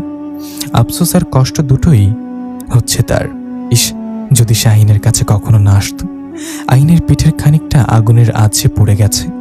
সে ক্ষতস্থানে জাফরিন হাত বোলাতে বোলাতে কাঁদছে। সে পারেনি আহিনকে পুড়িয়ে মারতে। কেমন এক অজানা মায়া তাকে গ্রাস করেছিল। আবেগের কাছে তার বিবেক হার মেনে গেল। আগুনে পড়ার আগেই সে আহিনকে তুলে নিয়ে আসে। রাগের চেয়ে ভালোবাসার শক্তি আসলে অনেক বেশি। আয়েশা খানম এসে দরজায় নক করে। জাফরিন তাড়াতাড়ি চোখ মুছে চাদরটা আহিনের ঘাড় অব্দি টেনে দরজা খোলে। আয়েশা খানম জাফরিনকে বুকে টেনে দুগালে চুমু খেয়ে বলে, স্বামীর উপর রাগ করে সংসার ছেড়ে যেতে আছে পাগলি মেয়ে। জাফরিন থ হয়ে আয়েশা খানমের বুকের কাছে পড়ে রইল। সবাই কেন তার আফসোস বাড়াচ্ছে? এই মমতাময়ীকে একদিন সে ছাদ থেকে ফেলে মারতে চেয়েছিল, কিন্তু এই মহিলা সব ভুলে গিয়ে তাকে নিজের মেয়ের মতো আপন করে নিয়েছেন। এর মধ্যে হনা বড় এক আচারের বয়াম হাতে করে এনে বলে, ভাবি দেখো, তোমার জন্য আমি আচার বানিয়ে রেখেছি, 1 ঘন্টা খেয়ে শেষ করো দেখি তো। তারপর জাফরিনের হাতটা চেপে ধরে বলল, দোহাই তোমার, আমার পাগল ভাইটা যাই বলো, এভাবে রাগ করে আর কখনো যেও না ভাবি। জাফরিনের ভীষণ কাঁদতে ইচ্ছা হচ্ছে। এত ভালোবাসার ঋণ শোধ করার ক্ষমতা তার সত্যি নেই। এরা তাকে কখনো তার আসল রূপ ব্যবহার করতে দেবে না। আর যত খারাপই থাকুক না কেন, এই ভালোবাসায় সবটা মিহিয়ে যাবে। আহিন জাফরিনকে চুপ করে বসে থাকতে দেখে বলল, মারনি আমায়? জাফরিন পা দোলাতে দোলাতে আচারের গোটা চুষতে চুষতে বলল, তোকে মারলে চালাতাম কাকে? আহিন এক লাফে উঠে এসে জাফরিনকে ধরে বলল, তাহলে সত্যিটার থেকে পালিয়ে বেড়াচ্ছ কেন? আমার সত্যিটা এর থেকেও বেশি ভয়ঙ্কর। আমি এসেছিলাম তোদের পরিবারের ক্ষতি করতে। তোদের পরিবারের উপর কেউ কুনজর ফেলেছে, সে কারণে এক তান্ত্রিক আমাকে পাঠিয়েছে অল্প অল্প যন্ত্রণা দিয়ে তোদের শেষ করতে। তার কথা কেন শুনেছ? আমি সেই 10 বছর বয়স থেকে তার হাতে বন্দি। আমার মতো অনেকেই তার হাতে বন্দি। তারাও আমার মতো জানে না তাদের বাবা মাকে আমাদের কাজ শুধু তার হুকুম তালিম করা। আমাদেরকে বশ করে যত খারাপ কাজ আছে সব করতে বাধ্য করেছে। কথা না শুনলে তার পালিত জিন দিয়ে শারীরিক অত্যাচার করত কিংবা মেরে ফেলত। চাবুকের বাড়ি এক একটা চামড়া ভেদ করে মাংসে ডেবে যেত। কথাগুলো শুনে আইনে শরীরের পশম দাঁড়িয়ে যায়। আমরা মাঝে মাঝে মনে হয় আমি কোনো খারাপ পরি নই। আমাকে যেমনভাবে চালনা করা হয়েছে, যে পরিবেশে ছিলাম আমি ঠিক তেমনই হয়েছি। ক্ষতি করতে এসব করনি কেন? পারিনি আমি। যাকে কালিমা পড়ে বিয়ে করেছি তার ক্ষতি করতে মন সায় দেয়নি। তবে তান্ত্রিক আমাকে একা পাঠায়নি, সাথে আরেকটা জঘন্য জিনকেও পাঠিয়েছিল, যে তোমার বোন অহনার গোসলের সময় তার নগ্ন শরীর দেখে তার সাথে সঙ্গম করতে চেয়েছিল। এই জন্য আমি অহনাকে বারবার নগ্ন হয়ে গোসল করতে বারণ করেছিলাম। তার বাচ্চা মন এসব আমলে নেয়নি, তাই সেদিন বাধ্য হয়ে শাসন করেছিলাম। তোমার মাকে আমি ফেলিনি। সেই জিন আমার শরীরের রন্ধ্রে প্রবেশ করে এসব করেছে। সেদিন রাতে তোমার কি হয়েছিল? পূর্ণচাঁদের আলোয় আমাদের শক্তি বৃদ্ধি পায়, তখন আমরা শক্তি শূন্য থাকি। আমি আজ করতে পেরেছিলাম এই সময় তান্ত্রিক বা জিন আমার উপর হামলা করতে পারে, তাই তোকে বলেছিলাম সেখানে থাকতে, কিন্তু তুই চলে গেলি। সে সুযোগে ওরা আমাকে চাবুক দিয়ে আঘাত করে। আইনের কথাটা শুনে খুব খারাপ লাগছে। কত বড় ভুলটাই না করেছিল সে। আমি এখন আর তোদের সাথে থাকতে চাচ্ছি না। একজন খারাপ পরীর সাথে আজীবন তোর কাটানো ঠিক হবে না। আমাকে তালাক দিয়ে দে তুই। আহিন জাফরিনের মুখটা চেপে ধরে বলল, এটা কখনোই হবে না। আমাকে সারা জীবন জ্বালানোর দায়িত্বটা তোমারই নিতে হবে। বিনিময়ে তুমি খারাপ জিনিসগুলো ত্যাগ করো, কিন্তু তোর পরিবার কেউ সব কখনোই জানবে না। জাফরিন আর কিছু বলতে পারে না। আহিনের বুকে মাথা ঠেকে কান্নায় ভেঙে পড়ে। আহিন আস্তে আস্তে জাফরিনের চুলে বিলি কেটে যায়। জাফরিন একটু চুপ থেকে খিলখিলে হেসে বলে, আমাকে শেষবারের মতো বকরিনে খাওয়াবি? আহিনের শরীর গুলিয়ে ওঠে। পাঞ্চে মুখ করে বলে, আবার? হ্যাঁ, এবার দুজন একসাথে গাছে বসে খাবো কেমন? কথাটা শুনে আহিনের মাথা ঘুরতে থাকে। জাফরিন কাঁধের ওপর পড়ে ওয়াক ওয়াক করতে থাকে, আর জাফরিন খিলখিল করে হাসতে থাকে। আহিন আর জাফরিন পাশাপাশি বসে আছে ছাদের রেলিংয়ে। জাফরিন অভ্যাস মতোই পা দোলাচ্ছে আর মাথাটা আহিনের কাঁধের ওপর রেখে গুনগুন করছে। আহিন পিঠের পেছনে হাত দিয়ে জাফরিনকে শক্ত করে বুকের কাছে জড়িয়ে রেখেছে। জাফরিনের দিকে যতবার তাকাই নিজেকে খুব সুখী একজন মানুষ মনে হয়। জাফরিন আহিনের কথায় নিজের খারাপ সত্তাকে ত্যাগ করে খুব মন দিয়ে সংসার করতে ব্যস্ত হয়ে গেছে। আগের মতো বাচ্চামি খুব একটা করে না, তবু আহিনকে ভয় দেখানোর জন্য মাঝে মাঝে বকরি খাওয়ার কথা বলে। ছেলেটার মুখের অবস্থা যা হয় তা দেখে ওর প্রচণ্ড হাসি পায়। এত ভীতু কেন তার স্বামীটা ভেবেই খিলখিল করে হেসে ওঠে জাফরিন। আহিন হাসির শব্দে জাফরিনের দিকে মুগ্ধ দৃষ্টিতে তাকায়। হাসলে মেয়েটার বাচ্চা বাচ্চা ভাবটা ফিরে আসে। হাসছো কেন? তুই কি ভিতরে বুদ্ধু? একসময় ছিলাম বটে, এখন পুরীর সাথে থেকে থেকে সাহসী হয়ে গেছি। না হলে কি রাত 3টা বাজে কেউ পুরীর সাথে উঠে ছাদে বসে থাকে? জাফরিন কৃত্রিম রাগ দেখায়। পরিচয়টা তার এখন আর ভালো লাগে না। শুনলে অতীত মনে পড়ে যায়। কত মানুষের ক্ষতি করেছে এই পরিচয়। পরি করিস কেন সবসময়? আমি এখন পরি নই। তোর বিয়ে করা বউ, বারবার বারণ করার পরেও কেন আমাকে ডাকিস এই পরিচয়? আহিন বেশ মজা পায় জাফরিনের রাগ দেখে। অথচ এই পরিচয় বিয়ের প্রথম রাত থেকে তাকে ভয় দেখিয়ে এসেছে, করুণ অবস্থা করে ছেড়েছে। এখন কিনা এই পরিচয় শুনলেই রাগ করে। আহিন জাফরিনের কপালের ঠোঁটে ছুঁয়ে বলে, এত রাগ করো কেন? এই পরিচয় তো তুমি প্রথম রাতে দিয়েছিলে। কতদিন ভয় দেখিয়েছ বলো? জাফরিন গোমরা মুখ করে আহিনের দিকে তাকায়, তারপর হাসি প্রসারিত করে বলল, পরি যখন করিস আমাকে বকরিনে খাওয়া। কথাটা শুনে আহিনের মুখ কালো হয়ে গেল। জাফরিন খিলখিল করে হাসতে থাকে। আহিন পানসে মুখ করে বলে, এসব বলে খুব মজা নাও না? তোর চেহারাটা না দেখার মতো হয় বুঝলি। আহিন ও জাফরিন হাসির সাথে তাল মিলায়। মেয়েটার সক্ষমতা প্রচুর, কোনো কিছুতেই মন বেশিক্ষণ খারাপ করে থাকে না। সময় যত যাচ্ছে তার জাফরিনের গুণগুলো বেশ ভালো লাগছে। 1 বছর আগে অজানা কারণবশত জাফরিনের গর্ভের বাচ্চাটা নষ্ট হয়ে গেছে। তারপর থেকে সে বেশ চেষ্টা করেছে আবার ঘর আলো করার জন্য, কিন্তু এখনও কোনো সুসংবাদ আসেনি। তাও এই 2 বছরের সংসারে দুজন ভালোবাসার কোনো ঘাটতি নেই। অনাগত বাচ্চার কথা ভেবে যখন আহিনের মনটা ভার হয়ে আসতো, জাফরিন বুঝতে পারত। আহিনের টি শার্টটা খামচে ধরে বলতো, পরীর গর্ভে কখনো মানুষের বাচ্চা জন্ম নেয় না, শুধু শুধু আশা করে আছিস। আহিন হাসি মুখে বলতো, আল্লাহ চাইলে কিনা সম্ভব বলো, যদি ভাগ্যে না থাকে তবে আফসোস নেই, আমার জীবনের সেরা প্রাপ্তি হয় তুমি, আর কিছু প্রয়োজন নেই। তারপর থেকে জাফরিন আর কখনো এসব বলতো না। আহিন ভেবে নিয়েছিল জাফরিন হয়তো কথাটাই বেশ সান্ত্বনা পেয়েছে। জাফরিন অবাক দৃষ্টিতে আহিনের দিকে তাকিয়ে আছে।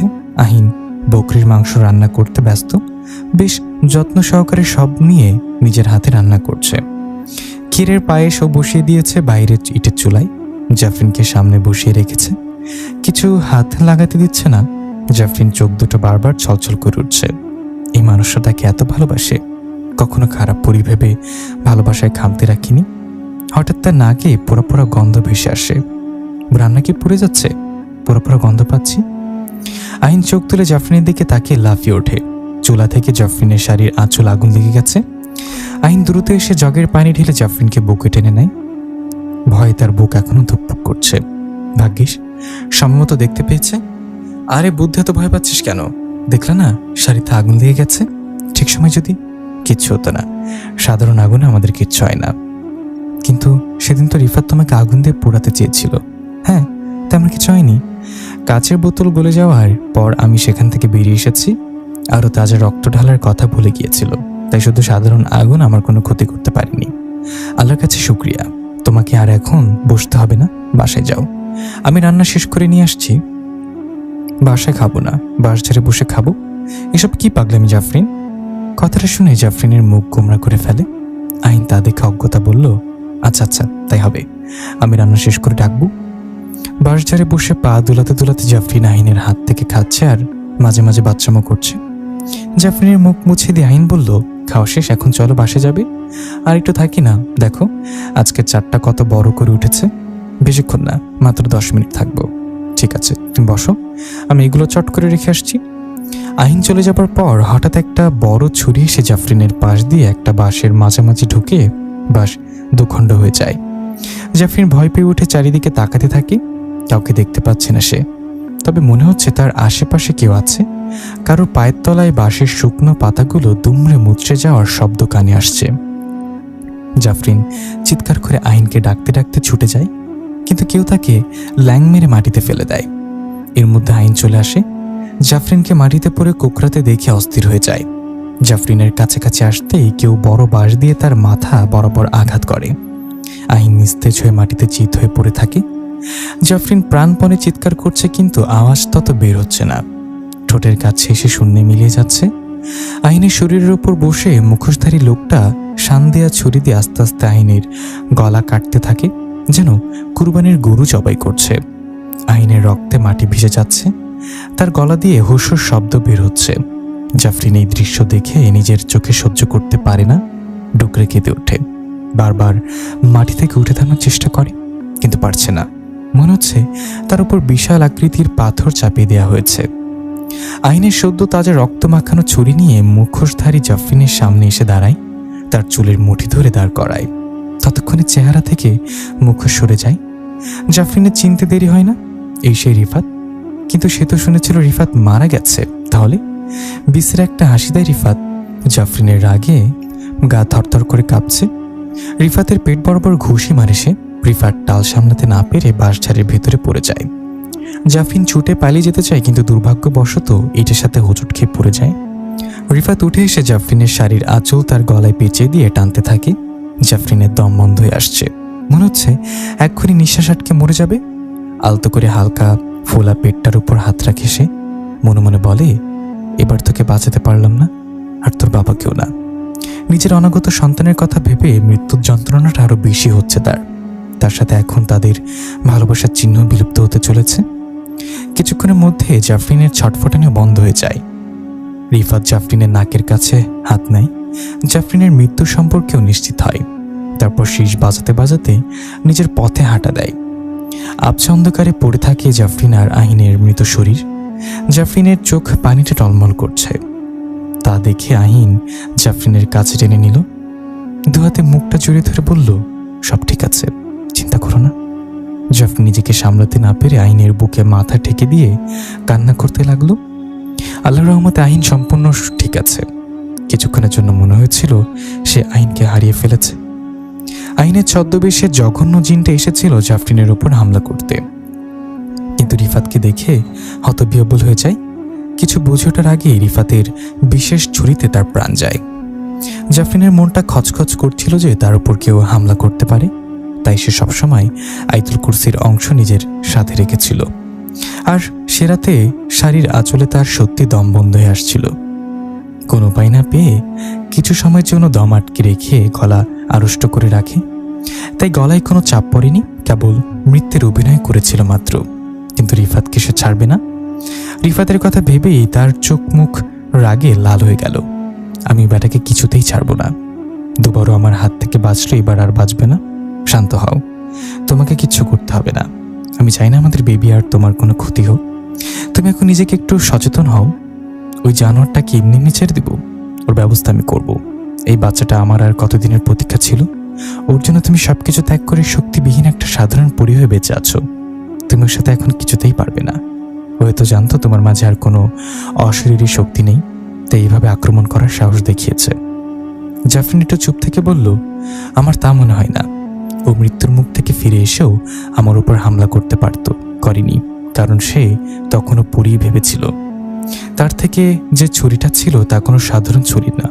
বেচারা বারবারই খেলায় কাঁচা। আমাকে ছুরি দিয়ে মারতে এসে আঁচল জড়িয়ে মেরে চলে যায়। সে ভুলে গিয়েছিল ছুরিটা ছাড়া আমার মতো পরীকে মারতে পারবে না। ওকে আমি ছাড়বো না। এর শাস্তি ওকে পেতেই হবে। ওই বেটা ভীষণ একরোখা। তুই কি ওর সাথে পারবি? আমাকে একটা সুযোগ দে, আমি ওকে একটা উপযুক্ত শাস্তি দিয়ে আসি। না, তুমি কিছু করবে না। কেন বুঝতে পারছো না? এতে বিপরীত হতে পারে। তুমি শক্তিহীন জানলেও তোমাকে কিছুতেই বাঁচিয়ে রাখবে না, সাথে আমাদের বাচ্চাকেও না। কিন্তু তুই কি করবি? পুলিশে দিব ওকে? তোর মনে হয় ওকে পুলিশ সোজা করতে পারবে? এসব কিছুতেই ওর শিক্ষা হবে না। তুই ওকে আমাদের 40 দাওয়াত পাঠানোর ব্যবস্থা কর, আমি বাকিটা দেখে নিচ্ছি। আইন কিছু বলতে এলে জাফরিন বাধা দেয়, ইনশাল্লাহ আমাদের কিচ্ছু হবে না। রিফাত আইনের বাড়িতে ঢুকে দেখে পুরো বাসায় নীরবতা বিরাজ করছে। কয়েকবার ডেকেও কারো সারা শব্দ পাওয়া গেল না। রাতের বেলা আয়েশা খানম তাকে ডাকলো, কেন সেটাও বুঝতে পারল না। আচ্ছা, কোনোভাবে কি সবাই ওকে সন্দেহ করছে? ভেবে রিফাত থমকে দাঁড়ায়। পরক্ষণে ভাবে, তাকে তো কেউ খুন করতে দেখেনি। উপরন্তু যদি তেমনই হতো, সবার আগে পুলিশ তাকে জিজ্ঞাসাবাদ করত। এসব ভাবতে ভাবতে রিফাত বাসার ভেতরে ঢোকার সাথে সাথে বাইরে থেকে কেউ দরজা বন্ধ করে দেয়। রিফাত ঢোক গিলে চেঁচাতে থাকে, কেউ ওখানে? এমন সময় বাসার সব আলো নিভু নিভু করতে করতে বন্ধ হয়ে যায়। রিফাত সামনে তাকিয়ে দেখে জাফরিন সাদা শাড়িতে দাঁড়িয়ে আছে, তার মুখে রক্ত লেগে আছে। জাফরিন জোরে জোরে হেসে বলে, 40 খেতে এসেছিস তাই না? আজ তো আমি তো 40 খাবো তোর মাংস দিয়ে। মরে গিয়ে ভালোই হয়েছে, তোর ঘাড় মোটকে মাংস খাওয়ার সুযোগ পেলাম। রিফাত ভয়ে টকটক করে কাঁপতে লাগলো। সবকিছু তার মাথার উপর দিয়ে যাচ্ছে। জাফরিন মরে গিয়েও তাকে মারার জন্য ফিরে এসেছে। এইবার তো জাফরিন তাকে নিশ্চিত ছাড়বে না। পালাতে যাবে এমন সময় তার গায়ে নারী ভরি রক্ত এসে পড়ল। সে আর স্থির থাকতে পারল না, অজ্ঞান হয়ে মাটিতে লুটিয়ে পড়ল। জাফরিন এসে রিফাতকে ভালো করে দেখলো ব্যাটা ভয়ে অজ্ঞান হয়ে আছে। এইটুকু সাহস নিয়ে এত বড় একটা কাজ করতে এসেছিল। আহিন জাফরিনের পাশে এসে দাঁড়ায়। মারা গেল নাকি? না, ভয়ে অজ্ঞান হয়েছে মাত্র। বাসায় সবাই ফেরার আগে একে কোথাও ফেলে আসতে হবে। কোথায় ফেলবো? যেখানে সে আমাকে মারার চেষ্টা করেছিল। লোক ডাকিয়ে একেও সেখানে ফেলে দিয়ে আয়। আর আগে লোকেদেরকে বলবি একে যেন পাগল ইঞ্জেকশন দিয়ে দেয়, লুচু বেটা। আয়েশা বেগম বিমর্ষ চোখে হাসপাতালের করিডোরে বসে আছেন। জাফরিন গর্ভবতী কথাটা শুনে উনি যতটা খুশি হয়েছেন, তার চেয়ে বেশি দুশ্চিন্তায় ভুগছেন। জাফরিনকে বাইরে থেকে দেখে কেউ বুঝতে পারবে না সে গর্ভবতী। তার উপর মাত্র 6 মাসের মাথায় কারোর প্রসব বেদনা উঠতে পারে এমনটা তিনি কখনোই শোনেননি। সন্ধ্যাবেলায় জাফরিনের প্রসব ব্যথা ওঠার সাথে সাথে তাকে হাসপাতালে নিয়ে এসেছে আহিনের খুব দুশ্চিন্তা হচ্ছে, এবারে যেন তার বাচ্চাটার কোনো ক্ষতি না হয়। জাফরিন এই বাচ্চাটার জন্য সবকিছু ত্যাগ করেছে। এবার যদি কোনো দুঃসংবাদ শুনে ও হয়তো ভেঙেই পড়বে। নার্স এসে খবর দিল একটি সুস্থ স্বাভাবিক মেয়েবাবু হয়েছে।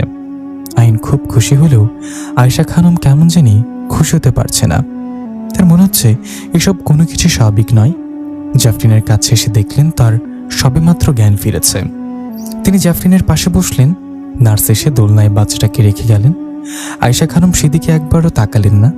জাফরিন কিছু বলার আগে তার হাত ধরে বলতে শুরু করলেন, তুই যদি আমাকে সত্যি তোর মা ভেবে থাকিস তবে বল এসবের পেছনে কারণ কি? কেন 6 মাসের মাথায় তোর ডেলিভারি হলো? জাফরিন আয়েশা খানমের এই অবস্থা দেখে থ হয়ে গেল। কি বলবে বুঝতে পারছিলেন না। তাও এই মানুষটিকে সে মা ভেবেছে, তাই তাকে মিথ্যা বলতে পারবে না। আসলে মা, আমি মানুষ নই, আমি একজন পরী, তাই অস্বাভাবিকভাবেই সব ঘটেছে।